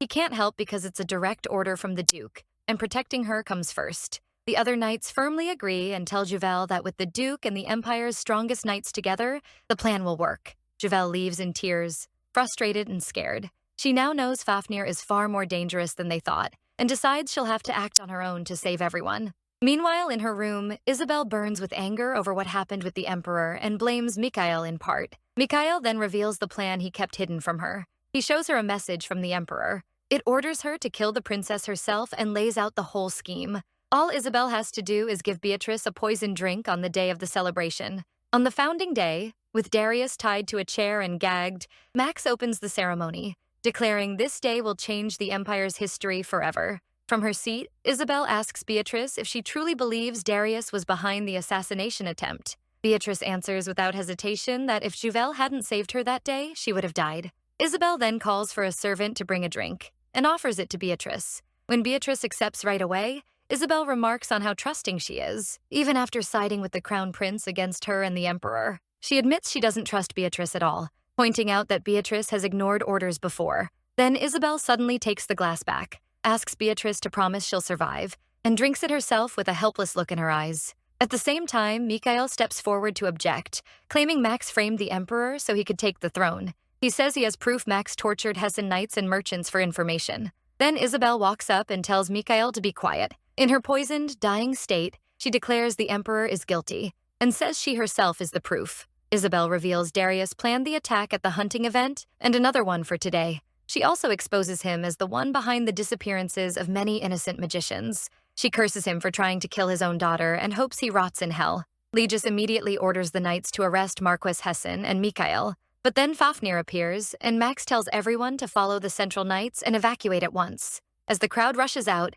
Mikhail tries to run, but Uvel catches him. The knights quickly pin him down, ending his escape. Darius then orders Fafnir to use Legis to kill them all. Fafnir instantly takes control of Legis and turns him against Beatrice. Max jumps in to protect her from Legis's attacks. After dodging several blows, Max spots an opening in Legis's movements and strikes back. But Legis quickly regains his balance and attacks Max again while Max keeps shielding Beatrice. Just then, Juvel appears with her magic, blocking Legis's attack. For a brief moment, Legis regains himself and warns Juvel she shouldn't be there. But Juvel doesn't hesitate. She rushes at Fafnir and with her magic snatches Circe's ring from him. Because this isn't Fafnir's real body, Max's attacks can't truly hurt him. Juvel tells her father she's upset he and Max tried to handle something this dangerous without her. She explains that after learning their plan, she went to the goddess herself. The goddess told her Fafnir's real body and her power are sealed inside the ring. Fafnir has become so weak that he now needs Juvel's body. So Juvel decides to break the seal,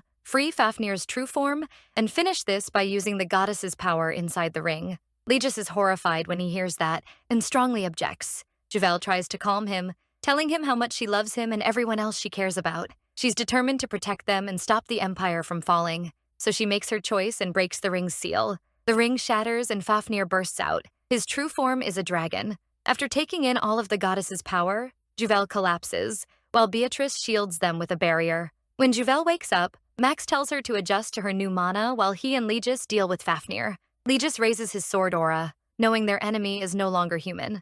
Max summons his own sword aura and says he's used to fighting non-human foes after training under a non-human master. Together, they launch their attacks on Fafnir's true form. Beatrice supports them too, casting a strong shield. Seeing Beatrice turn on him, Fafnir strikes back and attacks her. Juvel jumps in to protect Beatrice, but the goddess's power inside her is already wearing her down. The Floyan knights rush in, using a massive chain to hold Fafnir down. But Fafnir is even stronger than expected, and he snaps the chains with ease, throwing the knights aside. That gives Darius a chance to escape. When he sees Juvel, he flies into a rage, blames her for everything, and rushes in to stab her from behind. At the last second, Legis steps in and cuts off Darius's head. He immediately turns to Juvel and asks if she's okay. Juvel, though, is just as worried about Legis. Then Fafnir takes that opening and stabs Legis from behind right in front of her. Panicking, Juvel cries out to him, but he doesn't respond. As Legis's eyes slowly close, Juvel sobs, terrified she's losing her father.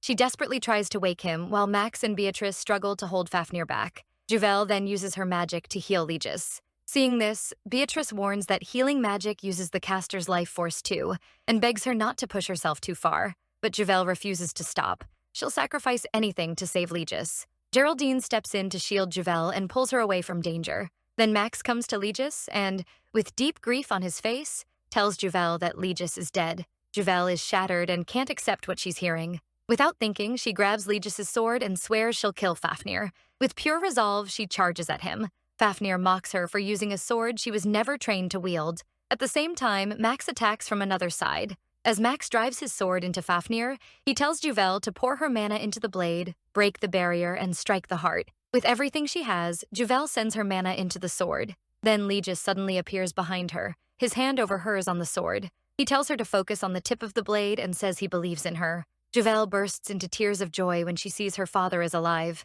Together, they concentrate on breaking through Fafnir's barrier with their power. The moment it shatters, Max unleashes a fierce attack on Fafnir. Legis then tells Juvel to rest, saying he'll handle the rest. Juvel asks again if he's really all right. Patting her head, Legis reassures her that a small wound can't bring him down. He's still the Empire's strongest. Back at Max's side, Legis prepares to finish Fafnir for good. The two of them attack without stopping, driving Fafnir close to death. As his true form starts to fall apart, he desperately looks for another body to hide in. Then Goddess Circe appears before Juvel and says this is her only chance to seal Fafnir while he's still in spirit form. With Circe gone, Juvel's pendant starts glowing with mana. In his final moment, Fafnir tries to possess Juvel, but the pendant bursts with a blinding light. In her dream, Emilia wakes Juvel and urges her to return, promising she'll take over from here. Juvel wakes up to worried voices. Beatrice, Legis, Geraldine, and Max are all there. Legis and Max pull her into a hug, deeply relieved to see her safe. Juvel is just as glad that everything is finally over. Fafnir is sealed inside the necklace Juvel got from her mother. The dragon that once threatened the Empire is now locked away in the Floyan estate's underground vault. The Emperor is put on trial for trying to use Fafnir to destroy the Empire, and he's quickly executed. Then Max takes the throne to the cheers of the people. With the evil haunting their family gone, they can finally hope for a happy future. Juvel is dressed and ready for the big day. Freya gives her a quick rundown of what will happen, and Juvel smiles, saying she'll do her best not to mess anything up. Then Legis appears, offers his hand, and asks if she's ready. As they walk down the hall, Legis notices her cold hands and asks if she's nervous. Juvel teases that his hands are just too warm, then makes him promise not to cry later. Out of nowhere, Legis says it's still not too late to back out, even if she stays single forever. Juvel reminds him the wedding already started, but he argues there's still time before the vows. When they enter the hall, Max is waiting in his formal wear. Legis, though, clearly doesn't want to let go of Juvel's hand. After a short pause, he finally does, but the glare he sends Max says enough. Max and Juvel walk down the aisle together, bringing the guests to tears. The ceremony begins by honoring the heroes of the founding celebration. Beatrice, the great magician, becomes head of the magic tower and helps train young mages. Frisia, Max's trusted aide, is named captain of the Empress Guard, finally taking the role meant for her. Her joke about being free from the world's worst boss makes the whole hall laugh. The 5 key members of the Floyan Knights are praised for helping stop Fafnir, and are named personal knights of the imperial family. Everyone who served their part is acknowledged and rewarded. At last, the priest gives the goddess's blessing to Max and Juvel, placing Ashat's future in their hands. When the priest declares them husband and wife, Max gently kisses Juvel. Emotion sweeps through the crowd as everyone watches this long-awaited moment come true. Max and Juvel then vow to protect and lead the people of Ashat, officially becoming emperor and empress. They step outside to greet the people, where Legis is already waiting, pledging his loyalty to the new rulers. Max and Juvel greet the cheering crowds across the empire. In a playful moment, Max brings up Juvel's old promise that she would never marry the crown prince. It feels like forever ago. Juvel laughs and says she used to think the crown prince was some villain in a strange helmet. Max admits he didn't want to marry either, since he saw it as a loveless political deal. Juvel then says that as a child, she actually dreamed of marrying a prince. Max asks why. Juvel thinks back to her childhood storybooks. One day, she asked her parents what happened to the princess after the evil monster was defeated. Legis told her the princess probably married the prince on the white horse she admired. Emilia added that she then lived happily ever after, and that warm note brings the story to a close. Beatrice looks a little shy, but happy with Victor beside her. Legis, who worried about Juvel for so long, can finally rest easy seeing her happy. The others have found their own happiness too. All of it makes Juvel feel like the happiest person in the world, living a joyful life with her new family, her beloved husband, and their children. And that, my loves, is the complete story of Father I Don't Want to Get Married. Every single chapter available, done, finished. You are welcome, because yes, I brought you the whole thing. No cliffhangers, no part 2, maybe someday if the algorithm allows. No leaving you stranded wondering if they actually ended up together. The full journey, start to finish, right here. And can I just say, personally, this story wrecked me a little bit. Like, she came back from the dead specifically to avoid him. Girl had a whole plan, a strategy. She was focused, and then Max just existed in her vicinity, repeatedly, until her heart decided to completely betray her, and I was here for every second of it. The slow burn, immaculate. The moment she stopped running from her feelings, I screamed. And the wedding at the end with him bringing up her old "I'll never marry the crown prince" vow? Sir, you are insufferable and I love you. Juvel really said I wanted a fairy tale prince on a white horse and ended up with a terrifying emperor in a scary helmet who turned out to be the love of her life. That's called character development. That's called romance. That's called cinema. Anyway, if you enjoyed this complete story, I need you to smash that like button right now. Not for me, for the algorithm, for future complete stories, for Juvel and Max. They deserve it. Don't forget to subscribe so you don't miss whatever chaotic manhwa I drag you into next, and drop a comment telling me what story you want to see. I read them, I see you, and your suggestions genuinely influence what comes next. Kisses, and see you next time.